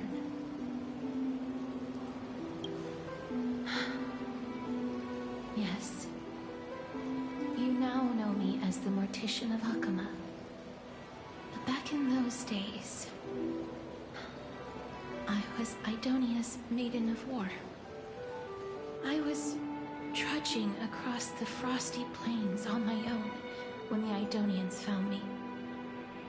They saw the curse in me as a blessing from Thanatos, and believed that my hands could correct the Eracrisia's mistake and lead them to meet the great god of death.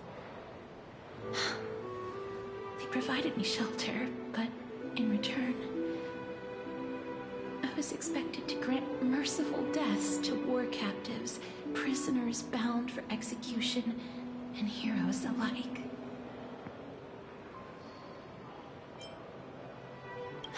Yes.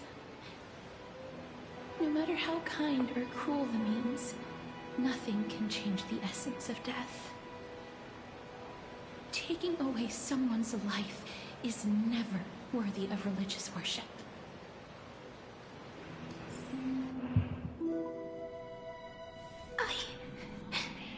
I can't do it. Their voices, they pierce my ears. The pleading, the thanks.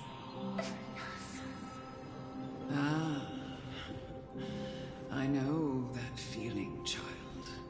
I was once as lost as you are now. But you must respect those walking towards death. Just like how you should respect yourself as the Holy Maiden granting humans glory and liberation.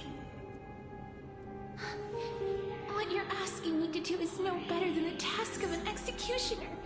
And yet you want me to respect myself. No matter the titles, I am still taking away human lives. This won't be the first time that Idonia's fanatical nether warriors have faced death. On the contrary, recruits new to the battlefield often run away from their first fight. Amulet. Okay. Death is the mightiest and gravest power in this world. The fact that you can wield it means you are deserving of respect. That's such a twisted reason. Then let me tell you a story. In Idonia, the great swords commonly used by executioners are called Draconian, in memory of Drakon, an elderly executioner.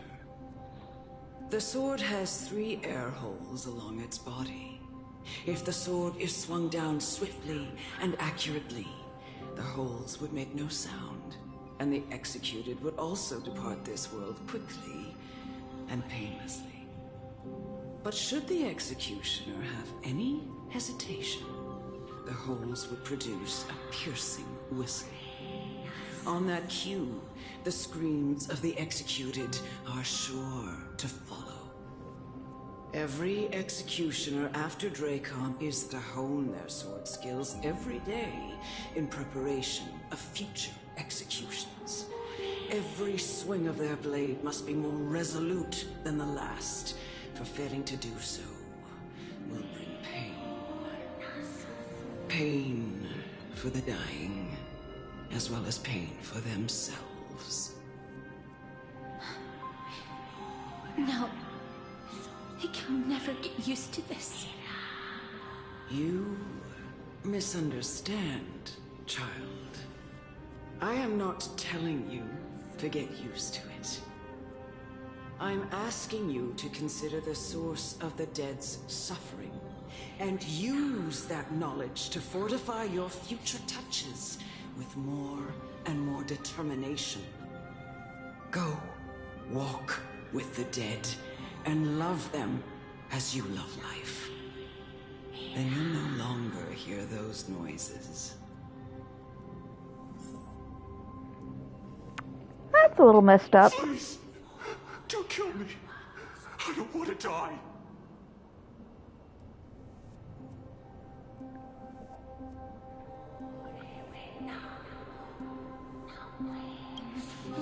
No!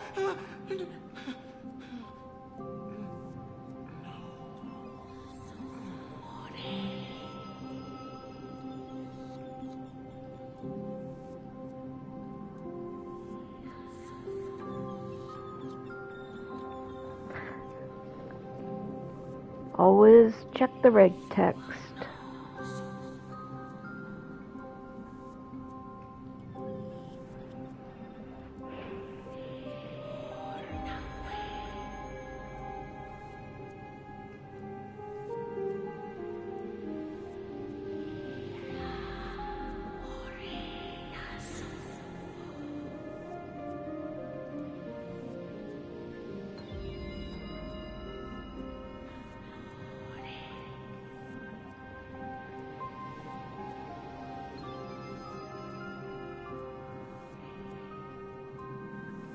May you gain some insights through his sacrifice.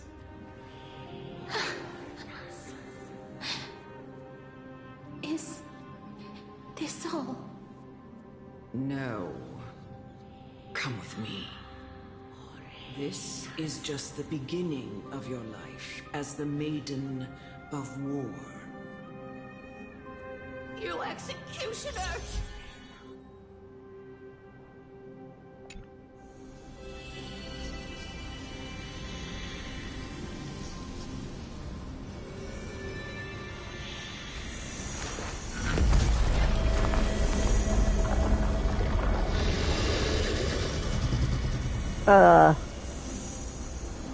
Hi.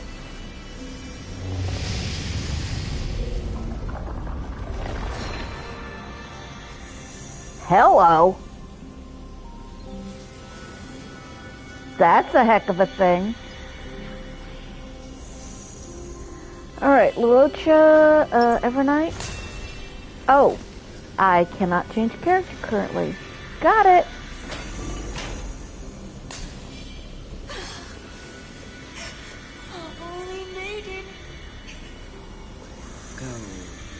Grant her glorious death. Emerge from your cocoon.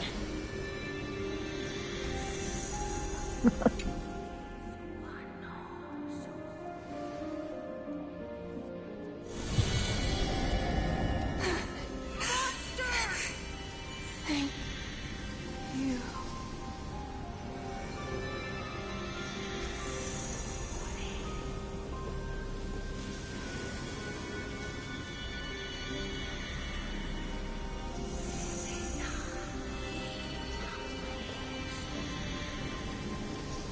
Do it then, executioner. You heard him.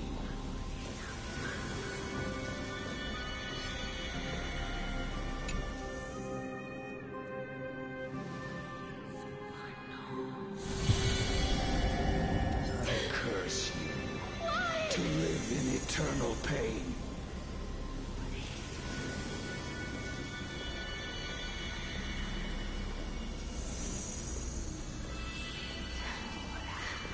Please. Grant me release. You know what to do.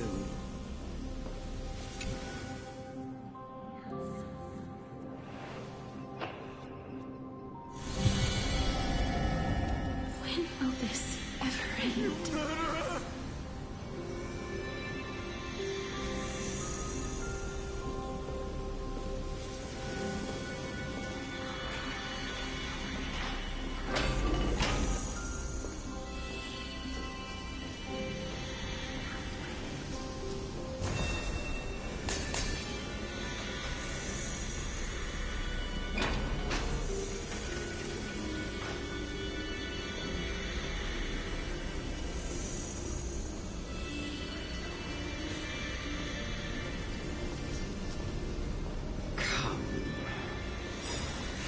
fulfill your duty.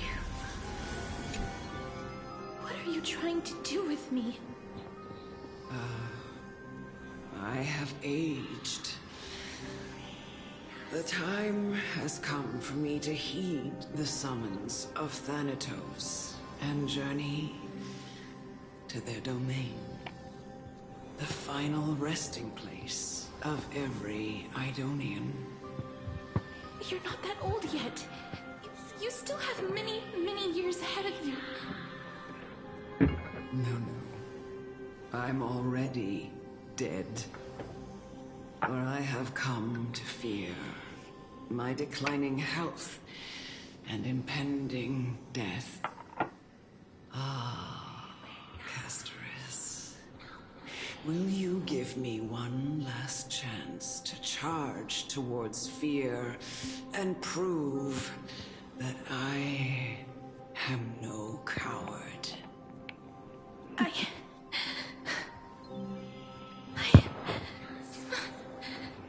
can't take this anymore!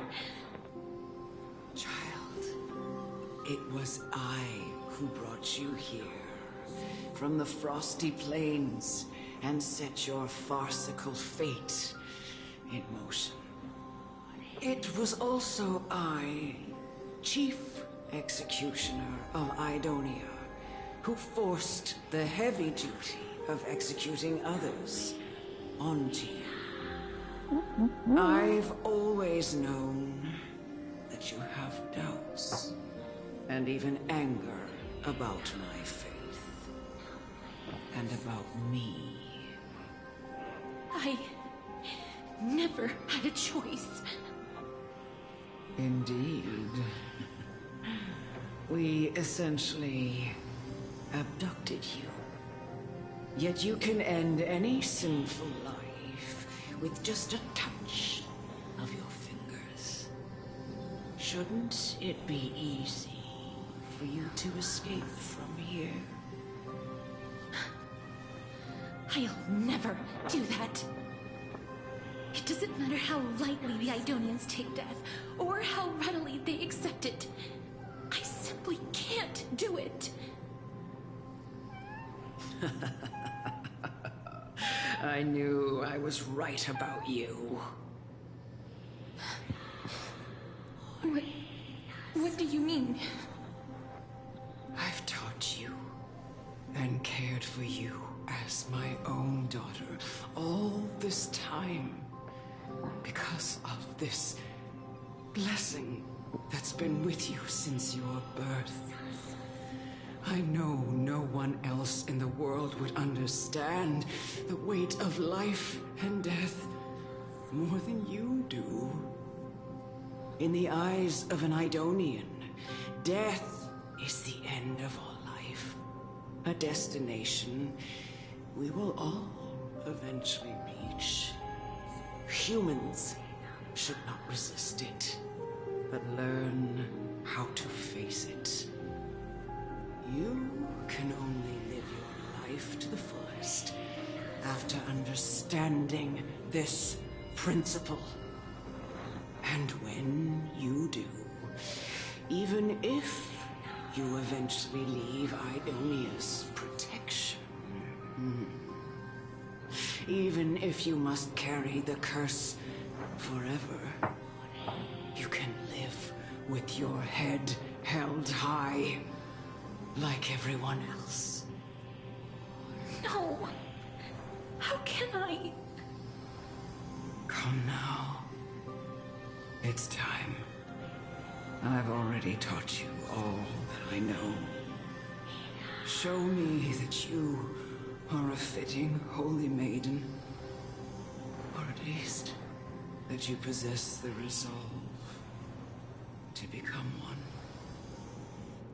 Come now. It's time. I've already taught you all that I know. Show me that you are a fitting holy maiden. Or at least, that you possess the resolve to become one.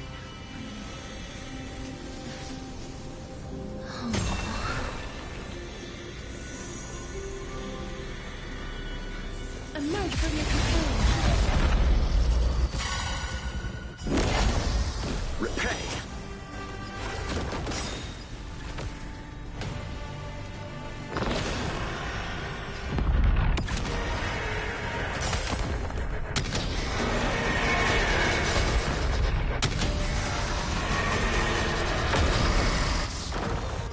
Receive divinity.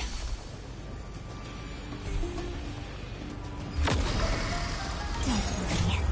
Just close your eyes. The night will soon fall. Good night.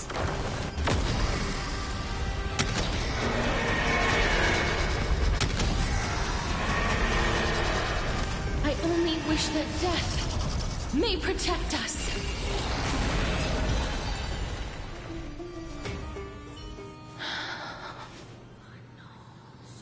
This was the last time I followed her command. I gently touched the elderly woman before me. The executioner, who had seen too much death, died the same way as everyone else. A gasp for air, a wistful look in her eyes, and a barely perceptible tremor in her fingertips. Elder Amunet, the person who tried to teach me about death, ultimately vanished like dew in the morning mist. She spent her life embodying the beliefs of the Idonians, and when death finally came, she embraced it exactly as their doctrine had taught. I have nothing but respect for her. I erected a cenotaph in her honor in the marshes outside Idonia's city walls with the others I had laid to rest. Then, I set out once more in search of Thanatos. It was a long, long journey. I heard so many discussions about death along the way. Life finds meaning in death. The world improves because there is an end. It seems the most terrible darkness in this world. Everyone talks about its heavy weight. Some resist it, some worship it, and some even revere it. How did a disappeared titan become the deepest fear of humankind? And why do they haunt my dreams? I continued my travels to seek an answer. Initially, I was running away. Then, I started searching for it. And now, at the end, I just want to know if my touch, if my embrace, can do more than taking things away. Can I make anything? Can I leave anything behind? I don't want to die. Please, I'm begging you, just let me go. I don't want to die, please. I don't want mercy like this. Just let me go. I need him. I don't...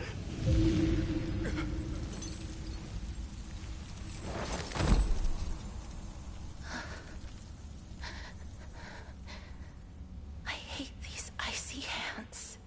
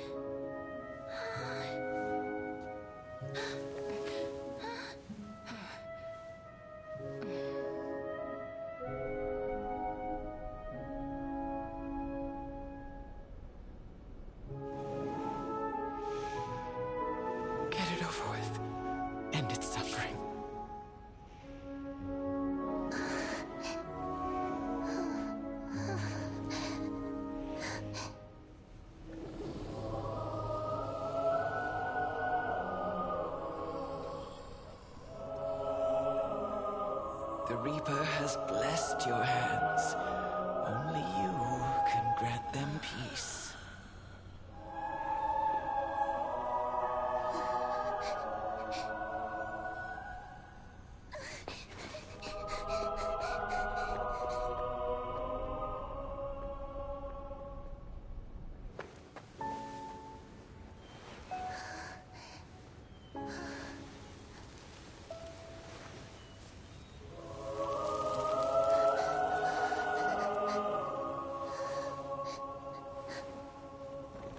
Embrace death. Walk alongside it.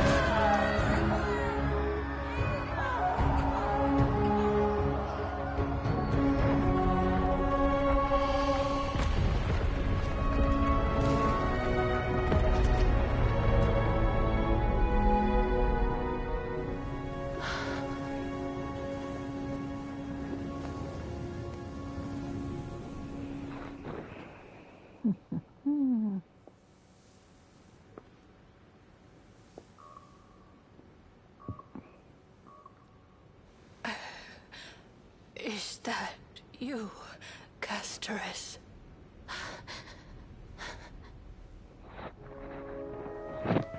All of them have gone, heeding death's summon, crossing into their domain. I must go too. I don't fear it, just I have some regrets. Watching people leave this world again and again, it must be lonely for you. You must want to desperately embrace them before they go.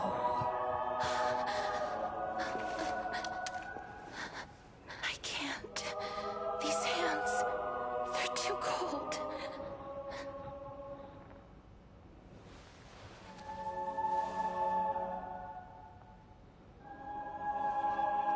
But Big Sister Casterus, your hands are so warm. Just like anyone else's. So go on. Don't hold back. Give me a warm hug.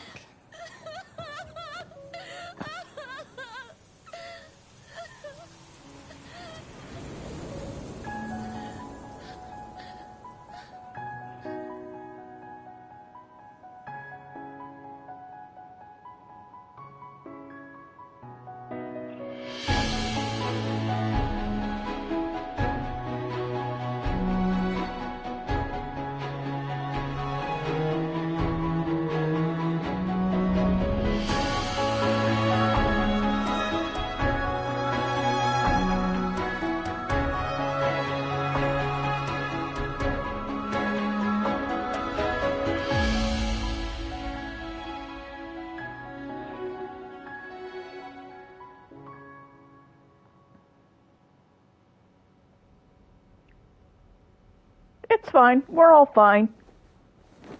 We're all fine.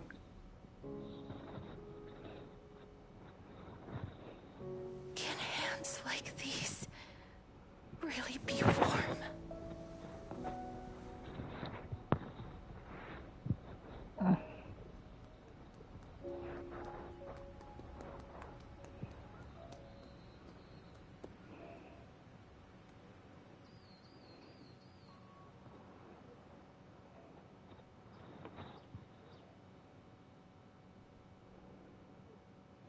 On the day that Oryx's trial ended, you must have had many questions.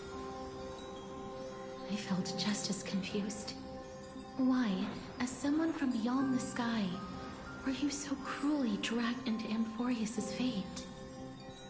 I wished I could take action, but no matter how hard I try, I cannot simply interact with the living as ordinary people do.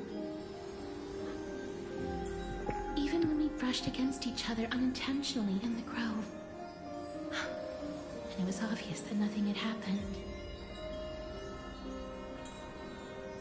When an almost unattainable hope finally welled up in my heart.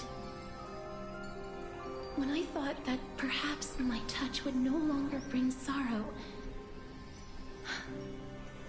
fate declared to me, it wasn't that the curse of death had finally been lifted, but that your soul no longer belonged to this world.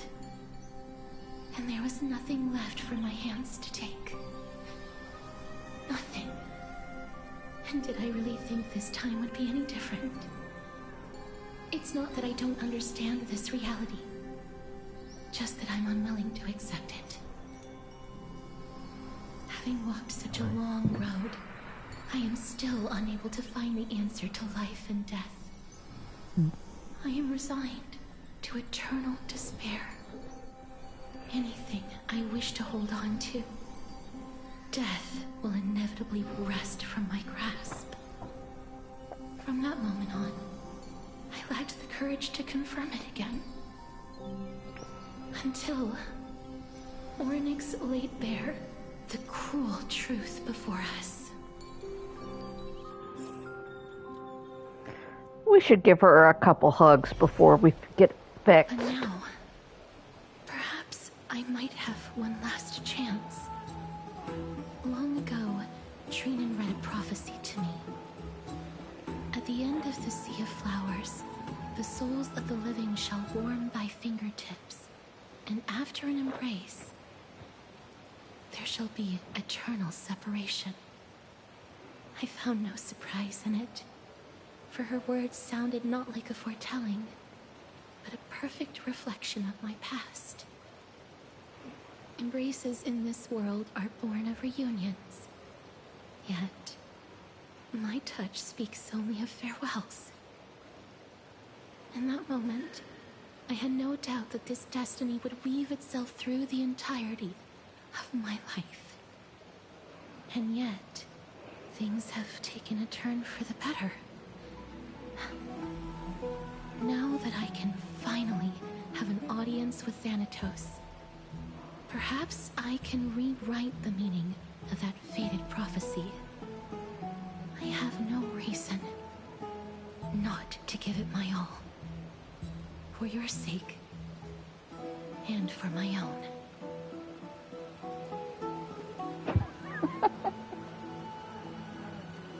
Yeah, this is her doing her big soul-bearing moment. With that, I won't have any regrets.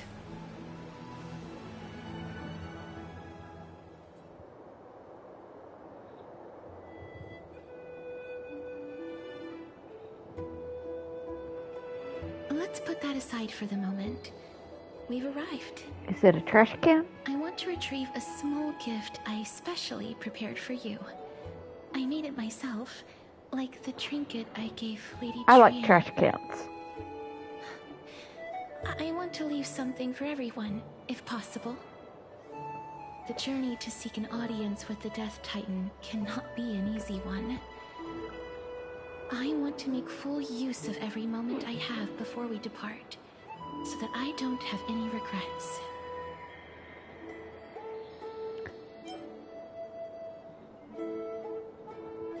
golden trash. Then perhaps you can have a look at it first. You don't have to take it if you don't like it. Look, it's right there. Huh? It's a table. Where did it go? What's going on?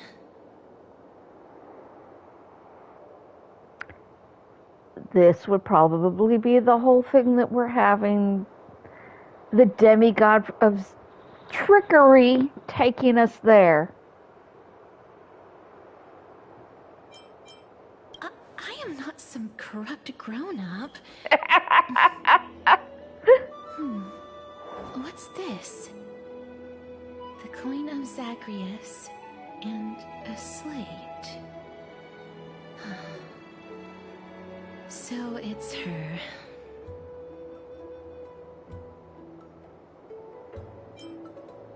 No doubt about it. This is her favorite symbol.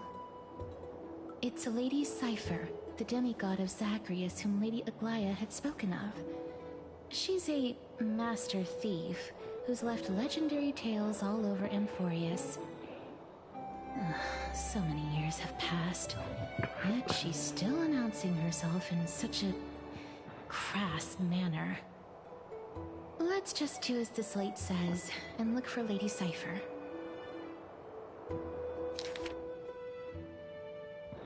Princess Homebuddy.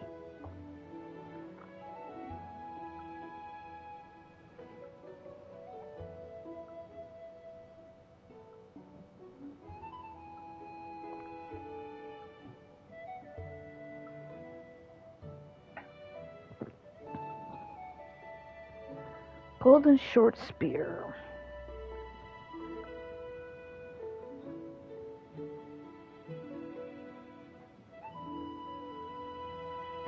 Adonian ossuary hanging in your parlor.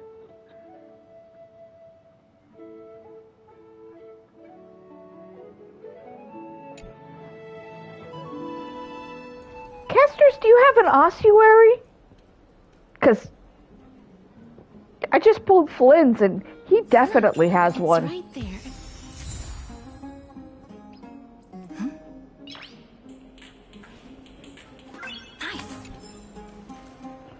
Alright, let's fix it.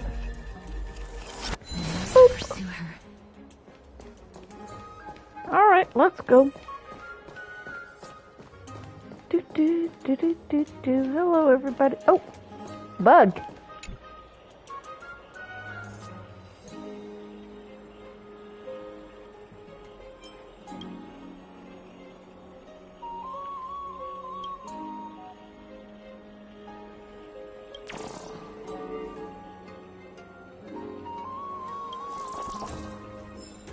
Alright, there it is. Huh?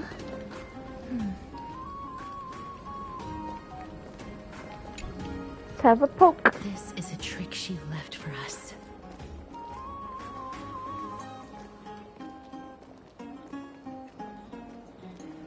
Okay.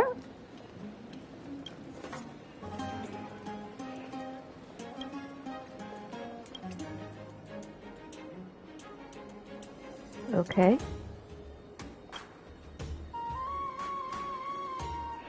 Right spear is engraved with lies. Both spears are engraved with truth.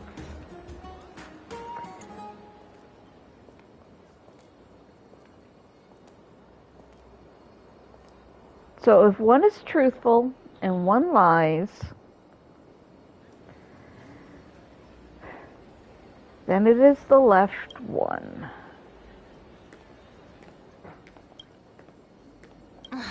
She's incorrigible. Follow me.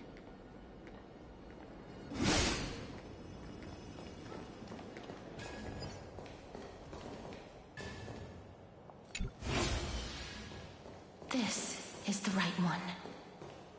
We must pursue her.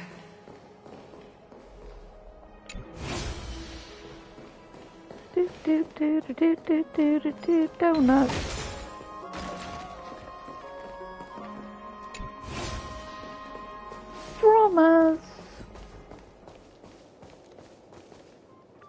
do I even want to know what you're doing? It's a big old dromas.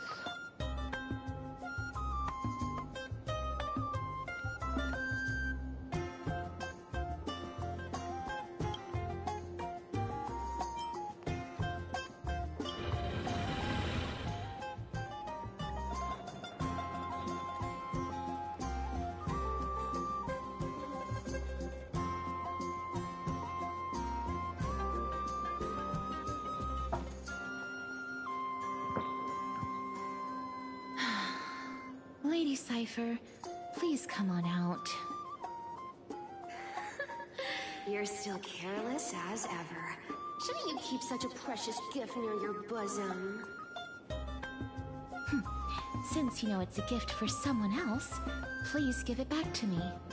Stop hiding among the people and letting the wind carry your voice. Now, since I know it's a gift, that just means I need to milk its worth. The children of the wind never stay for long in one place. Unless your offer is tempting enough to steal the wind. What say you? Name your price. I'll give you however much you want.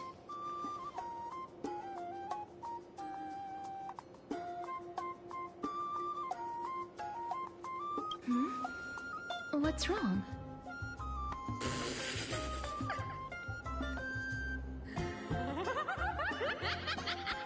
No wonder they call you Princess Homebody.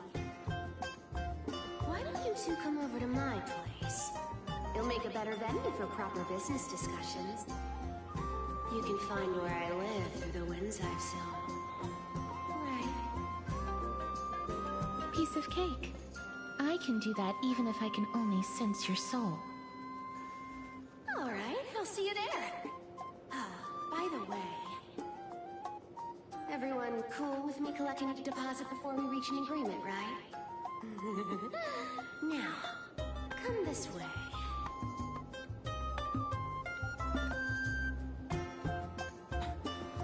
Where did my dew of divine blood go? She's incorrigible. Follow me.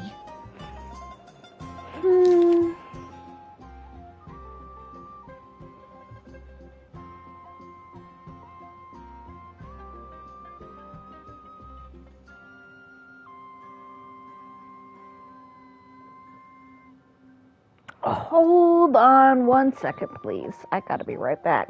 Cat is doing things.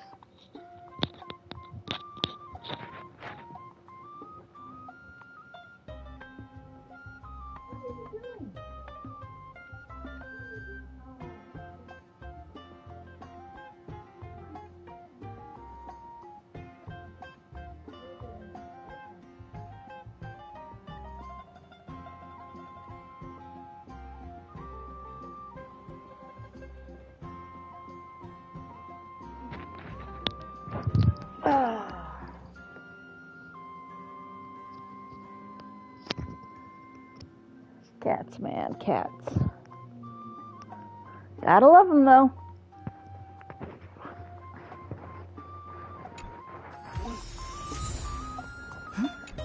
All right.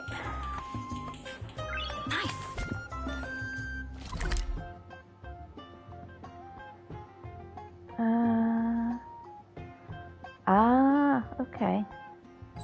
So we probably need to take the pathway up. Where's the Janus thing?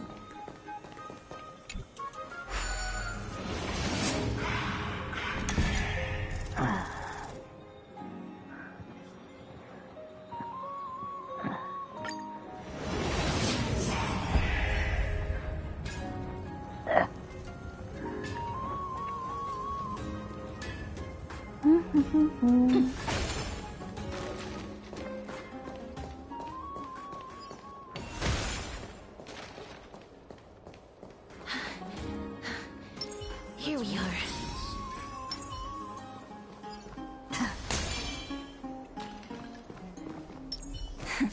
Play nice. Over here! Over here! No, not that way! This way! Come on. If I really wanted to hide, you'd never find me. So relax, you two. No need to get your hackles up. I'm not that scary, am I? Meow.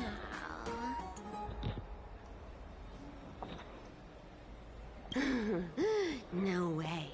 Some people might have been into that a millennium ago, but it's long since gone out of style. Loosen up, buddy. Shall we get down to business?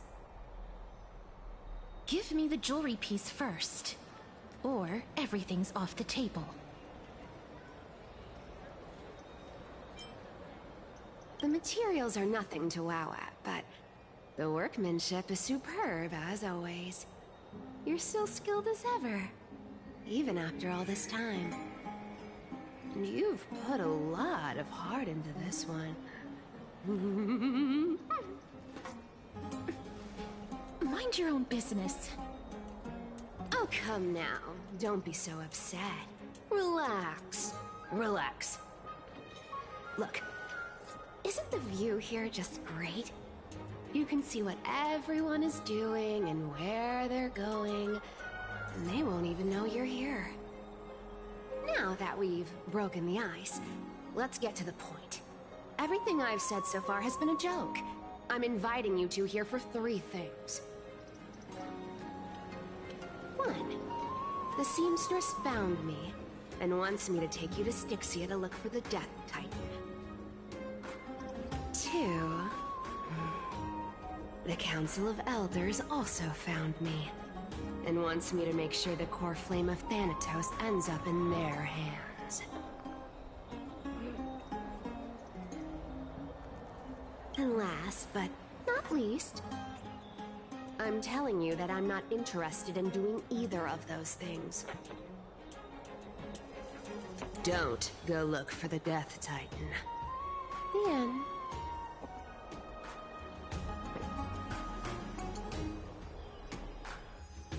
Wow, this is some high-quality stuff.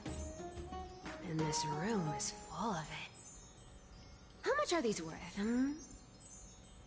Did you get all this through that Aranova gimmick? Some of it is family fortune, while the rest came from my business as a dressmaster. Don't liken the flame chase work to your shady dealings. Wow. I should have busted down your door instead of going around like a thief. Well, spill.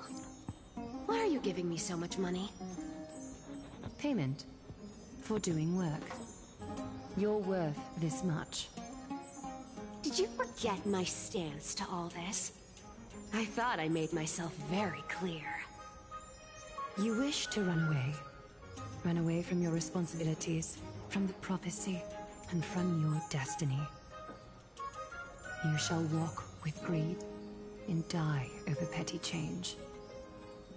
I understand this prophecy weighs on you immensely. That is why I have never reproached the demigod of trickery for running away. But I need you right now, so don't turn me down. You know, maybe the gods got your tongue with their golden threads, Aglaya. I'm not hearing any sincerity in your words. Give me a reason why you're bowing your noble head to me. We lost Trian. Oh. The divine power of passages is running out. I need another demigod to escort Castoris and help her fulfill her lifelong wish. Oh, I get it now. You're sending Castoris to her death. And you want me to die with her. This is Castoris' own request. I have never seen her so determined. She brought this up herself? You're not pulling my leg. She's also made up her mind to leave her confused past behind. As will you, Cypher, when you finally make up your mind. Don't be so sure. Time is hard in the likes of you and I. But Castris remains pure as driven snow. She can always turn back before the end, you know? Maybe she'll remember Trian's sacrifice. Maybe she'll remember the countless martyred Chrysos heirs. Maybe she'll remember you, with your one foot in the grave. I ain't as optimistic as you about what she'll want to do. Tell you what, why don't I take this room of treasures as a security deposit, and we make a bet? Go on. I bet she'll change her mind and turn back. Now, if I lose, I'll do what you want me to do. Return this deposit to you, plus giving you another room full of treasures. How does that sound? You sound like you have all the confidence in the world. In that case, let's make a pact with those conditions. I hope you're prepared to lose it all. In conclusion, I want to win. So I hope you two can give up on going to Styxia. I'll give all the treasures in that room to you. And you can split it between yourselves, however you want. What do you think? Tempting, right? He was about to say, yeah, I'm kind of almost dead. But yeah, I don't use this currency. Oh, please! Dear great mystery, I'm not giving you broken seashells people use in the markets millennia ago. I'm giving you gold! Pure, solid gold. It's a hard currency. You know what that means, right?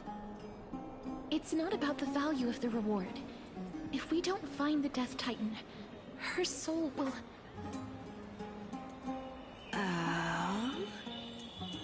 I can't go into the details, but we have to go to Styxia. I really don't get how. Princess, homebuddy, you keep talking about needing to find Thanatos, about getting rid of your curse, and you don't care about anything else. But did you ever live for your own pleasure? Even for just one day? What are you trying to say? I'm saying, contrary to your beliefs, Aglaia didn't take you in just so you can die for her Aranova. The flame chase journey walks hand in hand with sacrifices.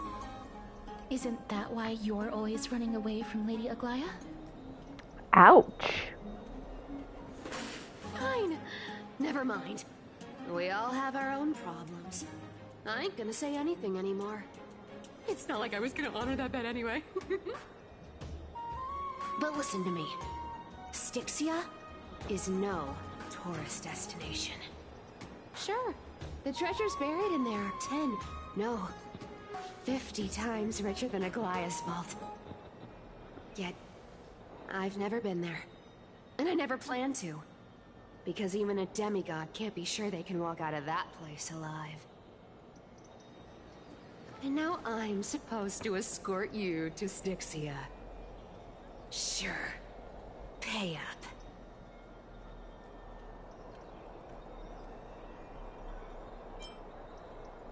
Yeah, no, Aglaia's already paid for me. Her payment was in gold and precious stones, which only covers the living passenger. You need to pay me as a member of the dead. I don't like this. However, I have lived a longer life than most people. Though I'm not as good at doing business as Lady Aglaia, I still have some savings. I can give them all to you. Then how are you going to live the rest of your life? Then I'll give you 90. No, 80%. You are bad at negotiations. Well, don't mind if I do. 80% of Castris's savings and a bottle of dew of divine blood. Not a bad trade.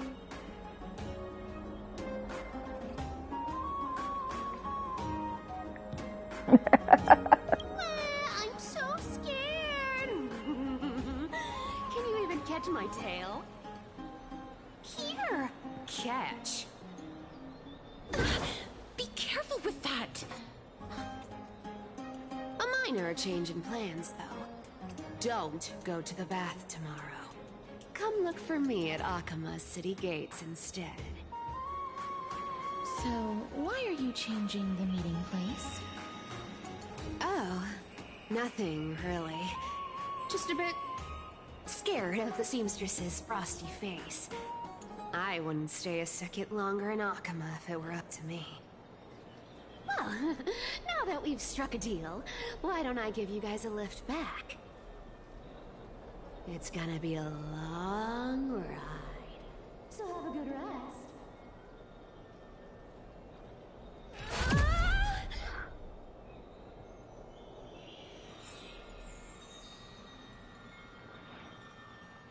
You are an interesting one, Cypher. Where am I? Is this my room? How did I get back here? This is... It was Cypher. And she even tucked me in? Never mind. It's getting late. I'd better get going.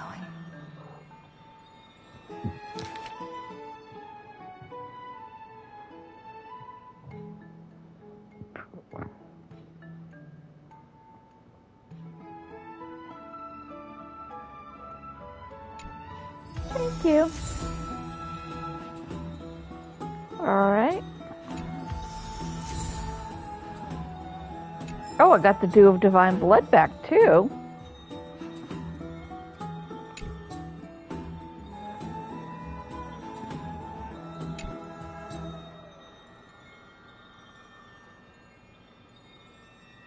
This is Castrus's gift?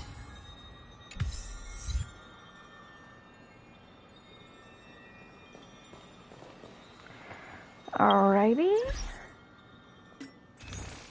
Oh, that's right. It's a new month. Thank you for my Don Hung funds.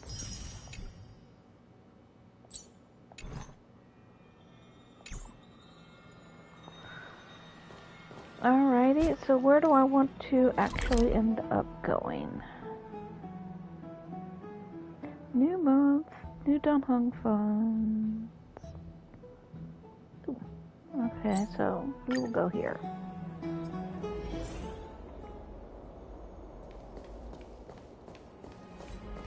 It's a beautiful sunny day, just like every day. Yeah.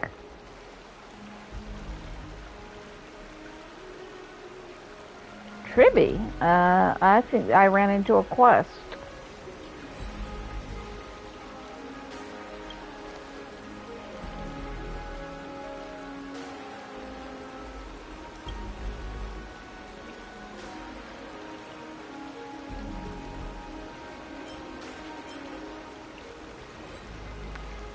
I have no idea, because this is apparently a quest that I have stumbled into.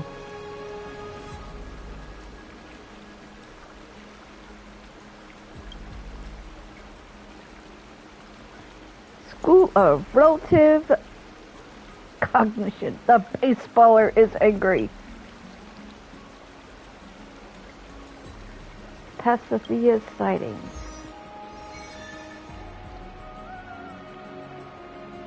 What did I accidentally...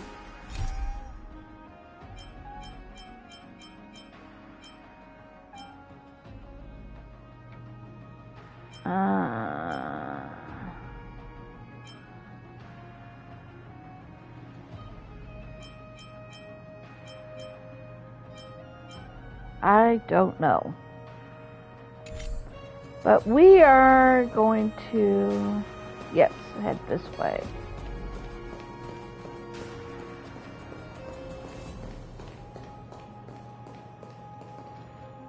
Any bugs around here?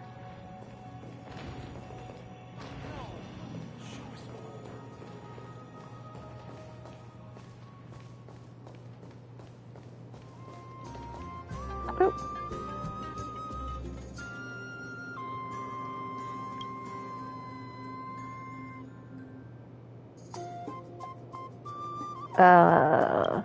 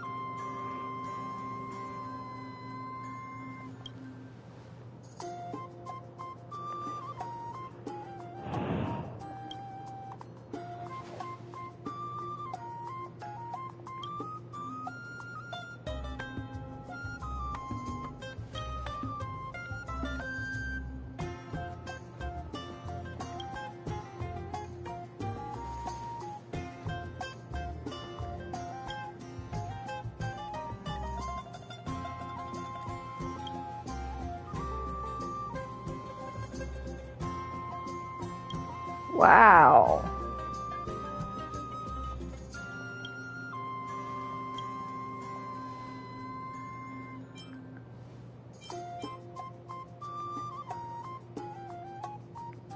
Yeah, I don't know what's going on, but fight!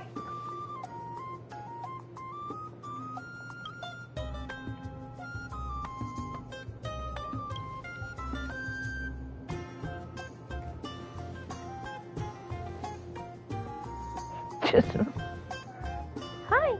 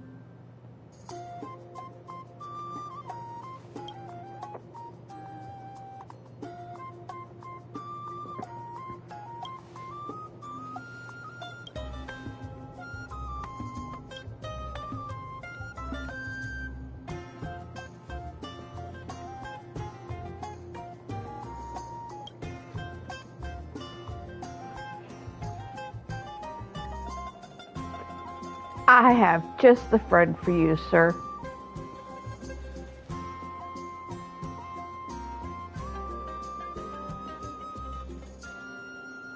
Yeah, I am apparently involved. Yep.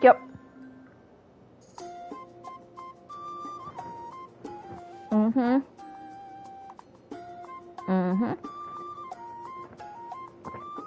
Yeah. I'm the good immigrant, apparently. And even I was nearly executed.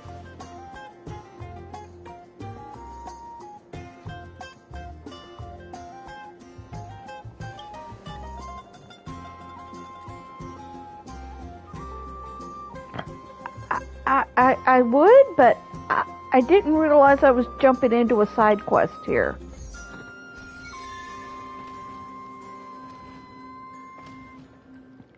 I have a different quest right now. But thank you for, offering.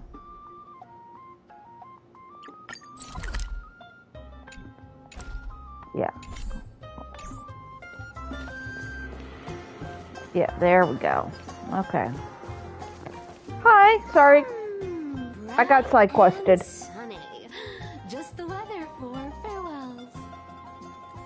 You are here. No need, I already told her. She's fine with it. You sure know how to put me in a spot, Castorus. I need to travel with you, but I can't touch you. What a bother. Sorry. Oh, I was just teasing. Don't take it to heart. I will pick her up. Did you know that the legends say you have to put an oval into the mouth of the dead or over their eyes if you want them to successfully cross the River of Souls and enter the Nether Realm? That's because Charon is a greedy. Fair for entering the Nether Realm. However, Yes. I honestly won't ask you to pay this time.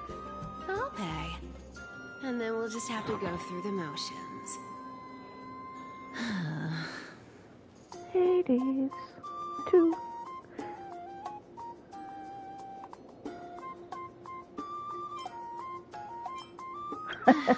Don't worry. It's not a lot. All right, pass me the coin. It's time to get the gods' powers going. A fleet-footed trip to the Nether Realm. Here we come. Oh, one last thing before we go. I gotta give you this piece of advice, especially to you, Princess Homebody. You can't catch the wind by waiting. You only live once, so make the most of every moment you have. Get ready. Be steady. Hi, your turn. Don't be nervous. After all, it'll be gone in the blink of an eye.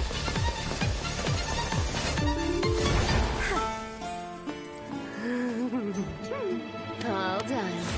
Bye-bye.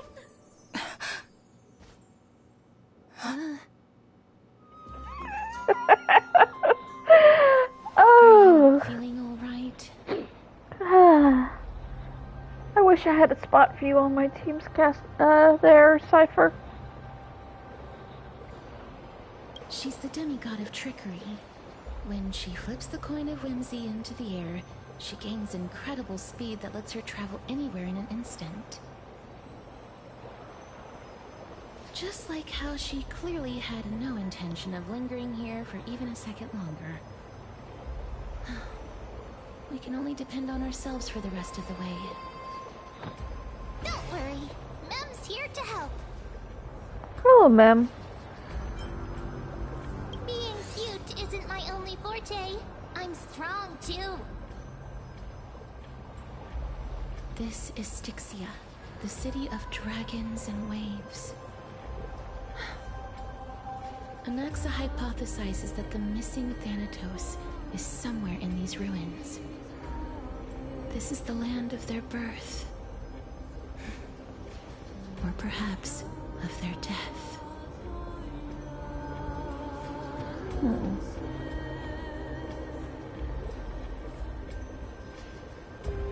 Anaxa had used a secret alchemical art to temporarily fuse his soul with Circe's and Kephae. And when he was on the verge of death, he was pulled by Thanatos and caught a glimpse of the flowing river of souls. This alchemy, considered a sacrilegious act, might actually make the souls of mortals and titans attract each other. Even though Thanatos has been missing for 1,000 years, and even their followers haven't been able to find them, perhaps that special attraction could summon them here. Oh, so are we going to use that Philosopher's Stone to conjure the Titan? I guess that's the only way. The only leads we have now are the name of this city and the fairy tale about the dragon. Thanatos is even more mysterious than I am. Indeed. Even one as erudite as Anaxa could only point us to this place, and no further. We will be entering the unknown as soon as we take our first steps. But that won't be the first time in my long journeys. I believe that, rather than standing still, taking action is by far the better option. Perhaps fate might take pity on us today and show some compassion.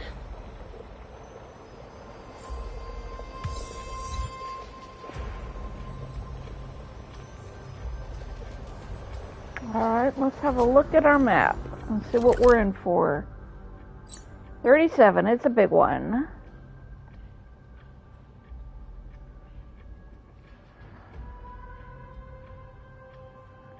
Okay.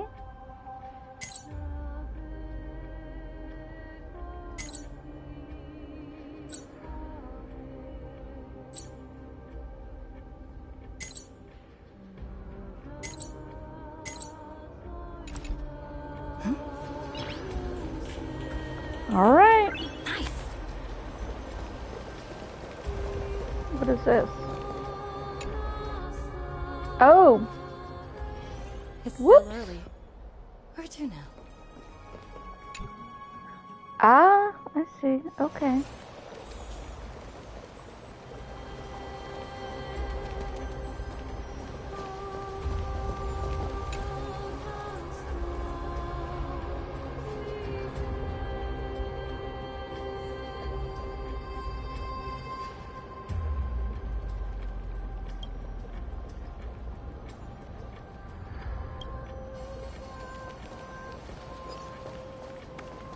So this is where River of Souls, where Might I grew up. Once you came.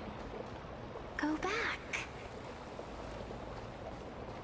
Ahead lies the realm of the dead. That's what we're here for.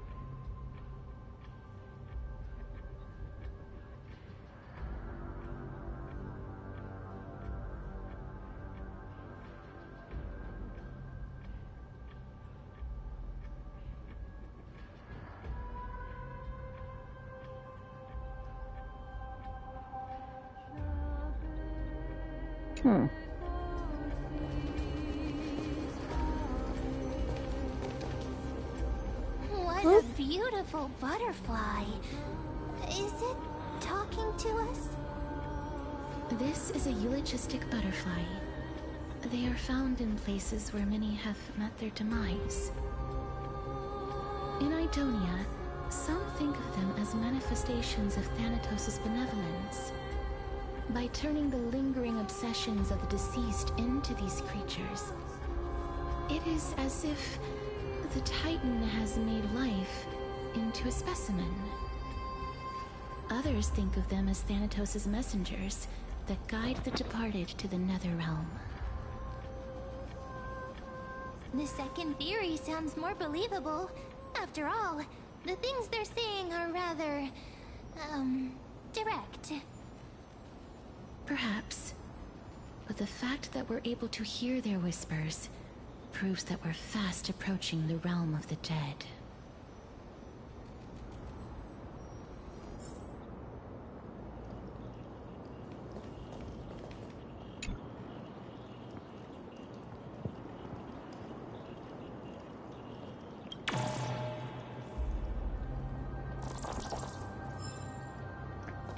little bug.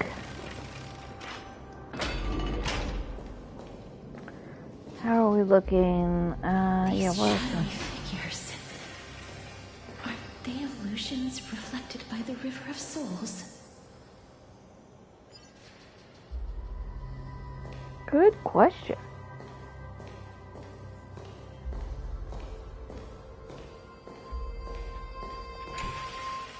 Mommy told us to go ahead first, but she's still not here yet. 1, 2, 3. I don't even know how many days have passed since then. Perhaps Mommy will be back once you finish counting the days on all 10 fingers. 1, 2, 3. It's been much longer than 10 days since we left Mommy.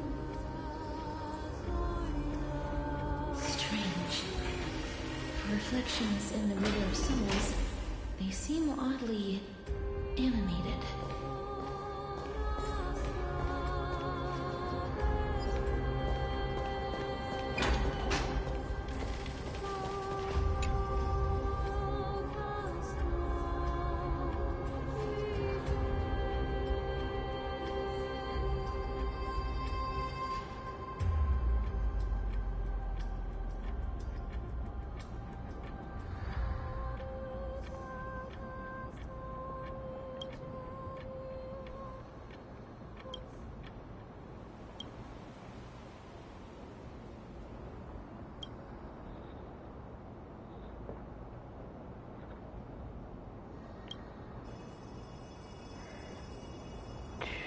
Oh, hello.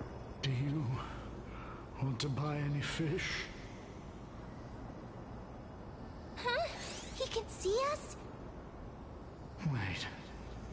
More living people. I'm not selling my fish to living people. You lot are too shameless. Buying fish without paying. If I ever see her again, I will... Could it be that you're all dead souls that never achieved rest?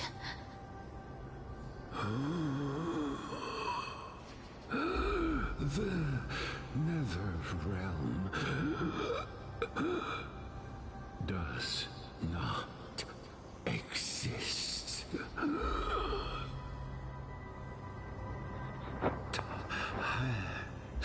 Titan rejects you. Me.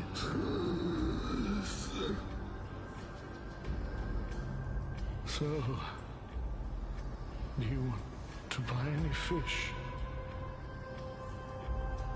But there aren't any fish nearby. Other fish gone. The people are gone too. I can only keep selling fish. So, do you want to buy any fish?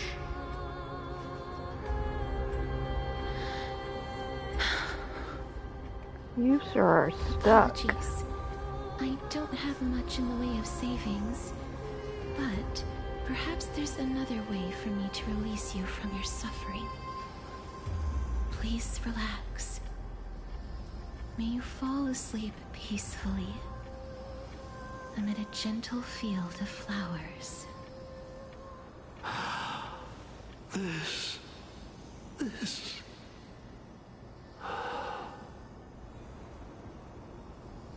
I knew it. These people aren't illusions. They're the souls of the deceased. They're supposed to reach the end of the West Wind by floating down the River of Souls. Yet, they have floundered upon the shoals of the stream, unable to move forward. Did Thanatos reject them? Or perhaps they didn't really die at all?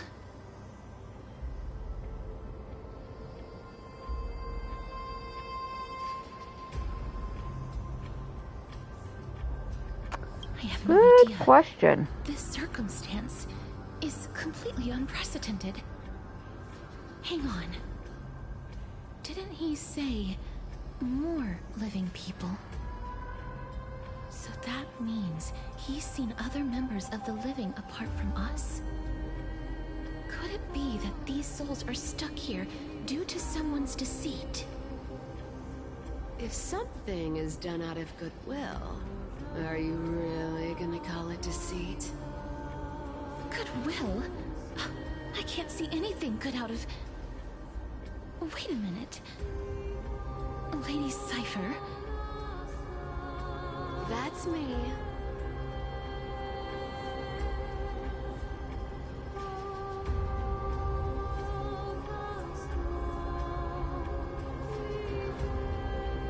I thought you didn't want to stay here. Could it be that you are the living being that those souls met? I couldn't take their behavior anymore. So I stole some things here and made up some lies there.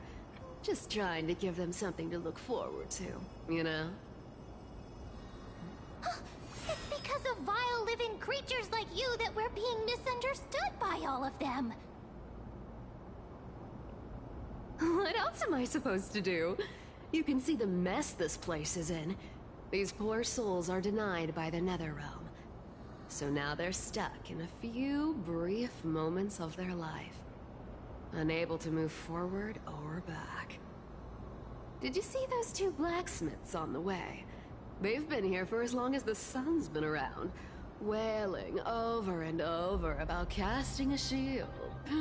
Styxia is so freaky. Then why have you come back, Lady Cypher?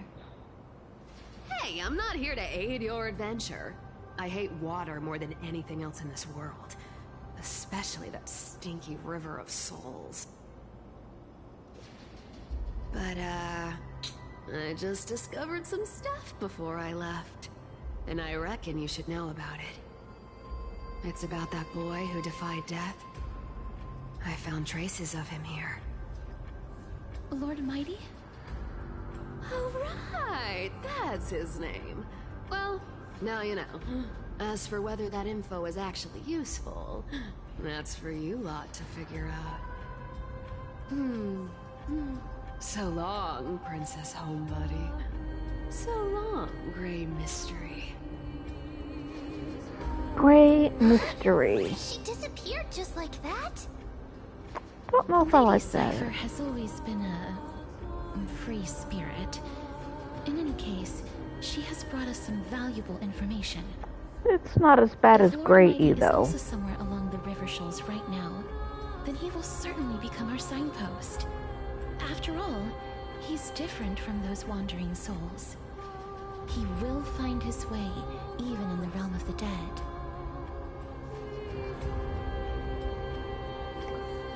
Speaking of finding the way, It's time for me to shine. Ornyx's rune of recollection is nearby. Use prayers to return the river to before it got flooded. okie dokie.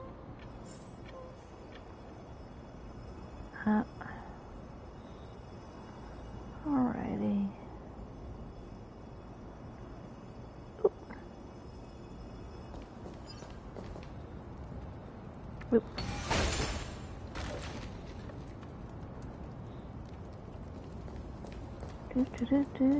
Do. Hey, over here!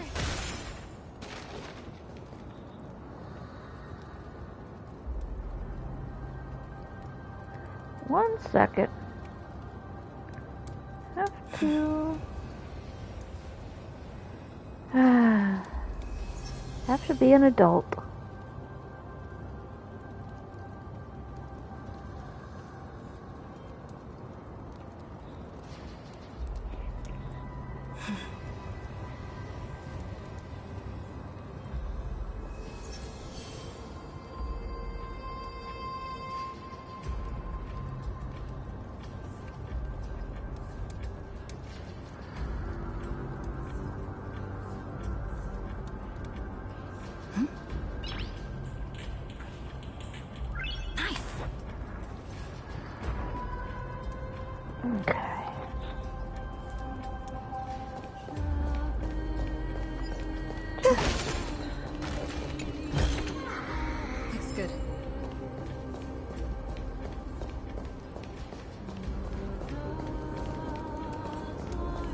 Alrighty. The march. Interact with the rune to obtain the rune of recollection with the rune in possession. Miracle illumination radius moves with your character and reverses the surrounding fate. Okay. Orynyx's miracle has appeared. Amazing! It's like we're inside a giant bubble. Even the river got parted. Alright, well, let's have a look around really quickly. Hello?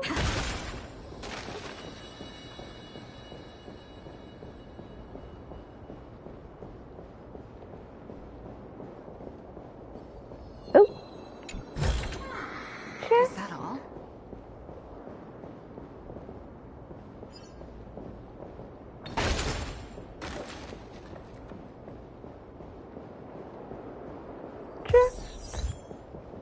Oh.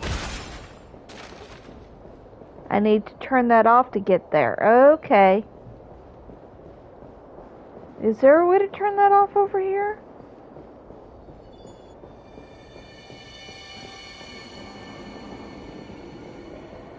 Oh. Oh. There's a basket though.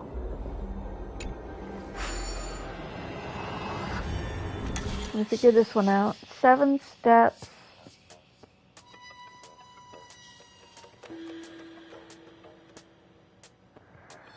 Okay.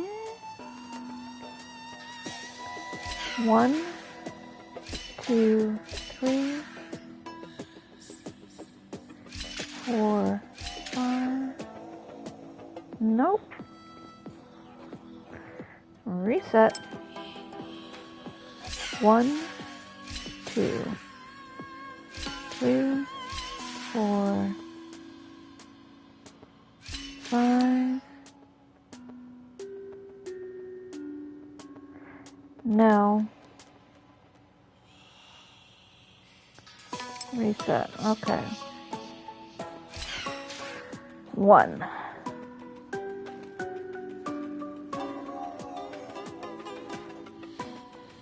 2, 3, 4.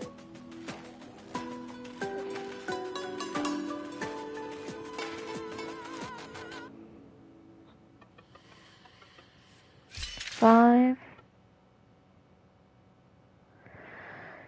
Nope. 1, 2, 3, 4.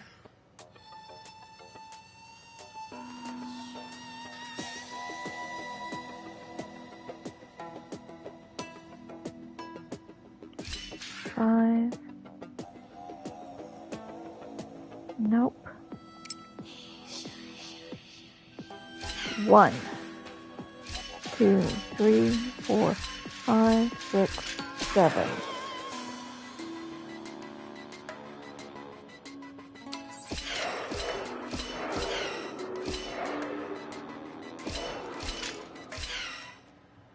Okay.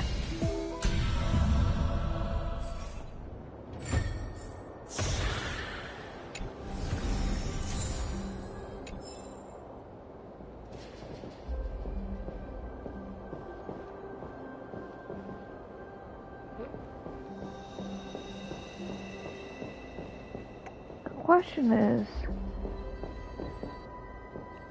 we have to get over there on that upper area. Huh. So this path actually didn't exist back then? No, it did not.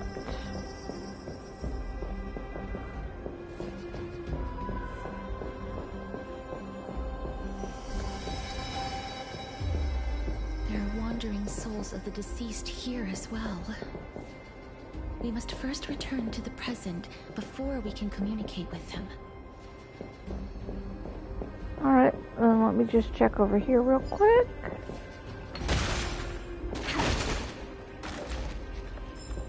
Wait, what? Oh.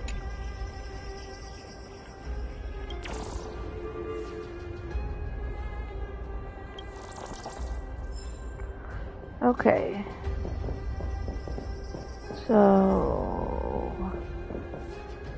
interesting. Okay. Go back to the room.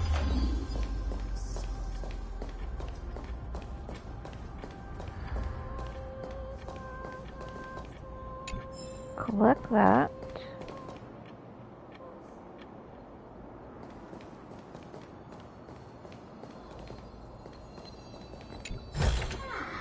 Is that all?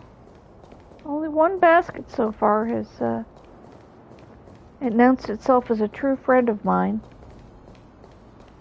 Oh, that's right. Down.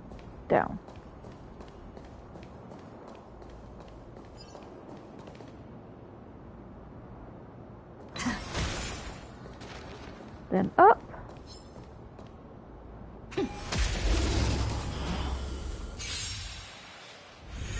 That which is seized must be repaid. We can do it all. Together, we can do anything.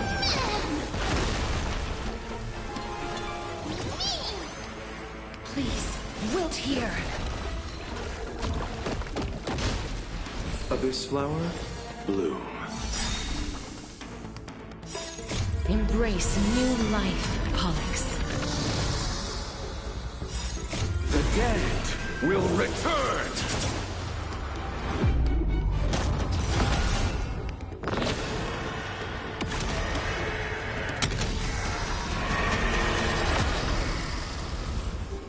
Receive divinity.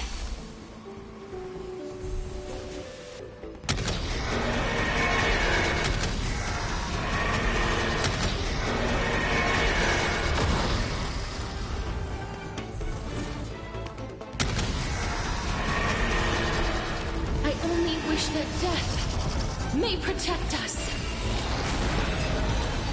Goodbye. Reach the end of the story in your own way. Let's wait and see. Play nice. Oh. We can go up there too. Okay. But first, we have a chest to grab. Looks good. We will hop up here.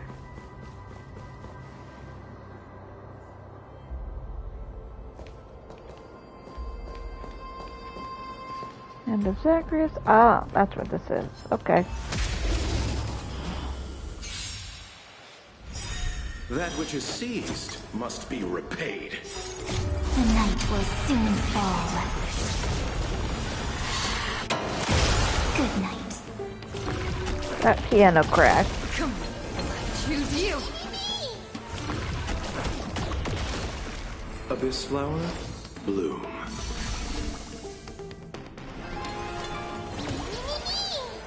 I grant you this, as you wish.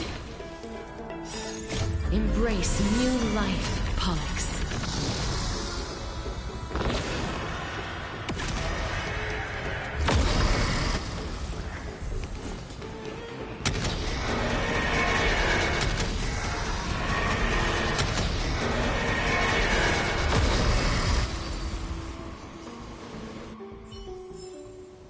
Reach the end of the story in your own way.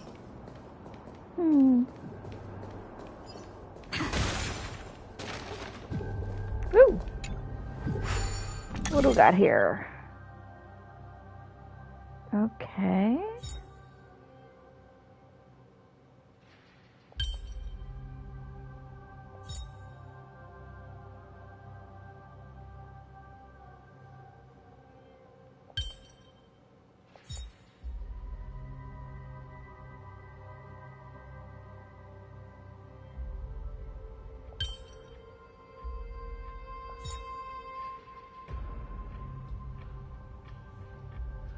There we go.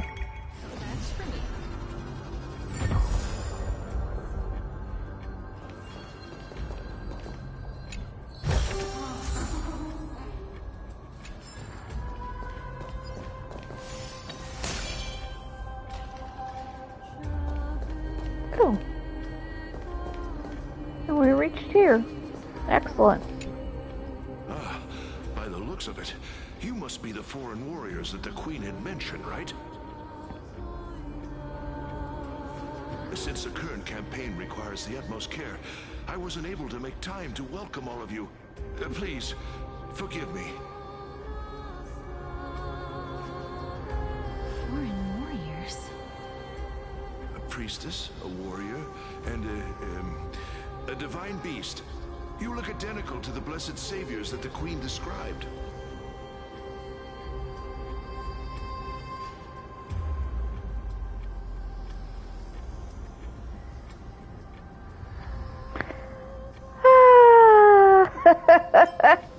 Okay. Yeah, we could use a Trailblazer with some heals. A campaign? Who are you campaigning against? Nobody knows, as of now. Of the scouts that went ahead, only one has managed to return. He says that the land ahead is a forbidden land that should not be approached, as it is the doorway between the netherworld and the mortal realm.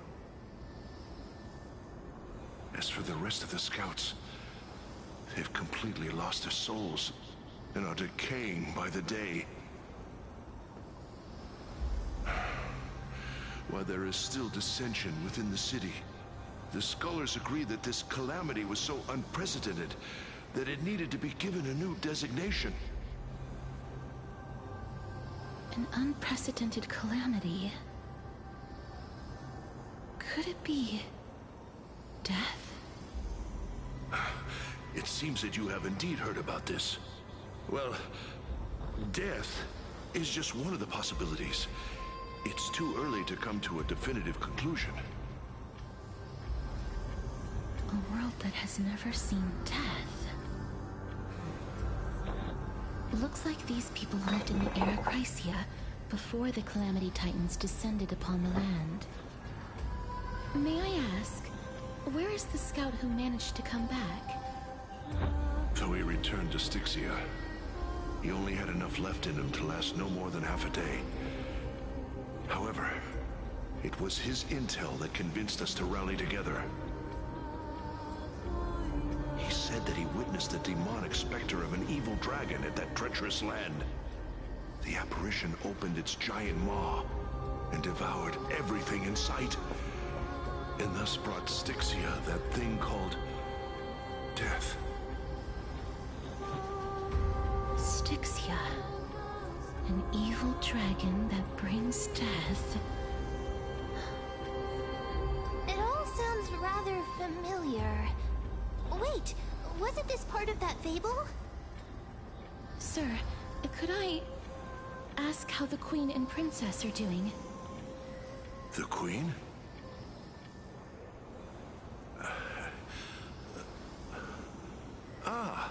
By the looks of it, you must be the foreign warriors that the Queen had mentioned, right? We've reached the end of his loop. Yep. Oh, it's the same lines. Looks like he's still trapped in the moments before his death. Leave it to me. Sir, the war ended long ago. Styxia no longer exists. Styxia is no more? This cannot stand! Newcomers, hurry up and go take your positions! Oh, looks like it's difficult for this gentleman to accept reality.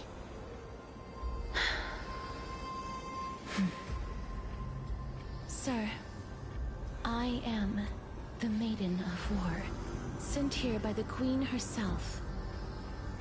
If you accept my blessing, then today's battle will be smooth sailing. Maiden of War? I've never heard of this. There's little time to waste. Please don't take too long. Don't worry. I'm typically unwilling to prolong such a moment.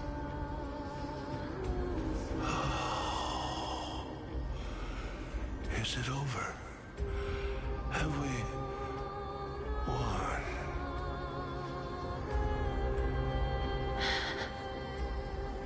Cass, oh, are you all right? I think she needs a hug. I'm fine. I just didn't expect that I would still have to embalm others, even in the realm of the dead. Is this a remnant of his soul? Okay.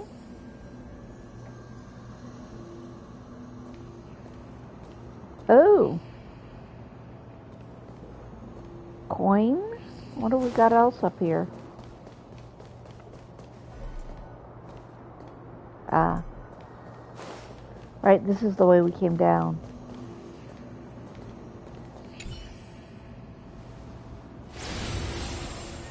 Well then, why should I place my trust in you? Holy maiden from afar. Wait, this is... I don't quite understand what you're trying to say. Since the prophecy has already pronounced your name as Chrysos, heir of death, Akima ought to treat you as an esteemed guest. However, you seem to have no intentions of concealing your involvement with the Council of Elders, while most likely being aware of my issues against them. I cannot deny your claim. It was the Council that offered this room to me, and they had only one request. They want the curse of death to be completely subjugated to your will. I was agreeable to that request. But why? I am unable to rid myself of this innate curse. However, from this day onward, I shall use it according to your will. I will never make any superfluous moves on my own. I see. So that is how they plan to control the Flame Chase journey. They have shifted the heavy responsibility of granting death over to me. If I ever become obsessed with executing people, they will then have ample reason to terminate the Chrysos heir's journey. And yet, you seem to not mind. This is quite surprising to me. That's because the fate that we were born with is a burden far heavier than that of an individual's life. I've woven many unforeseen events into the tapestry of fate. This is but one instance. Tidy up your precious garments and come with me. Akima welcomes you, Castoris.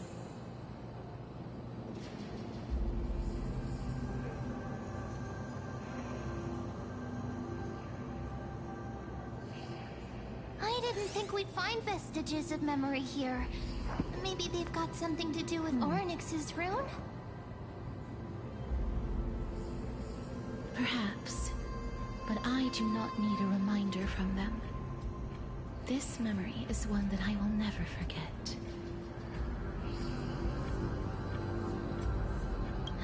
Indeed, while my relationship with the Council has always been quite ambiguous, Lady Aglaya has never taken any precautions against me.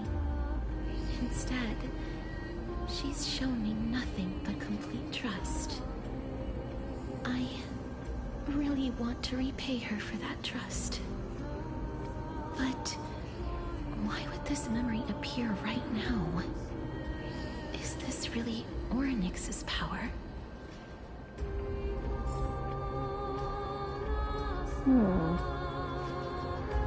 Okay, we have so much to go. Could these dead monsters actually be... If Lady Cypher is to be believed, this could be the handiwork of Lord Mighty. He's still fighting against the Black Tide, even in the Netherrealm. He's a busy boy.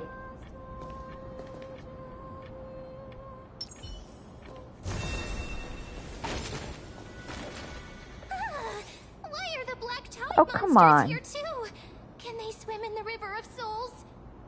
Even Thanatos wouldn't be able to accept Black Tide monsters into their realm. These traces seem to suggest that anybody who trespasses upon death will pay a heavy price. Since the realm of the dead must remain peaceful, it's imperative that we rid the place of such discordant noise. Disorderly noise. Please stay back. Let me deal with these enemies. Well, I was... That which is seized must be repaid. Don't worry, I'll come. I choose you. Abyss flower, bloom. The dead will return!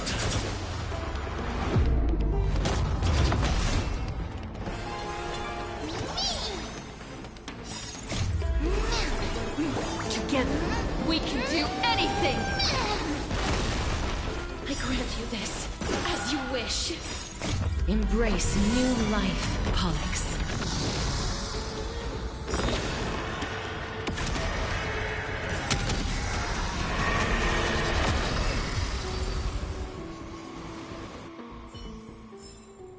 May wandering souls find their own way out.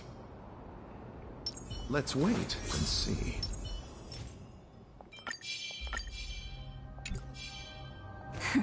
Play nice.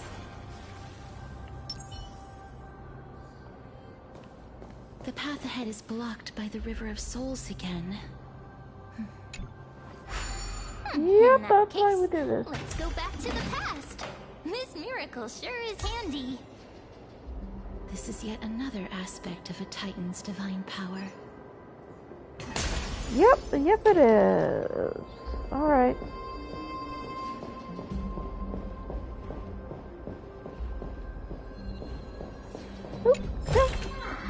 Looks good.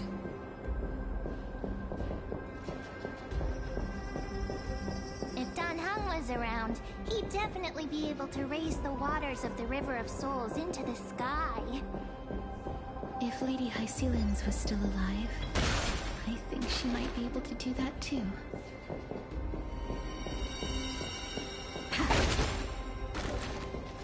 I wasn't aware that we revealed TTS Cloud Him magic.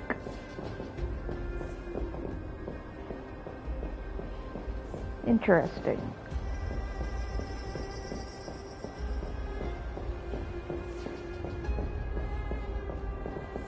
Put back the room. Alright, it is time for me to go to bed, actually. So what we will do is call this here and pick this back up on Friday when I'm back off of work. For whoever was watching, thank you very much and have a good morning.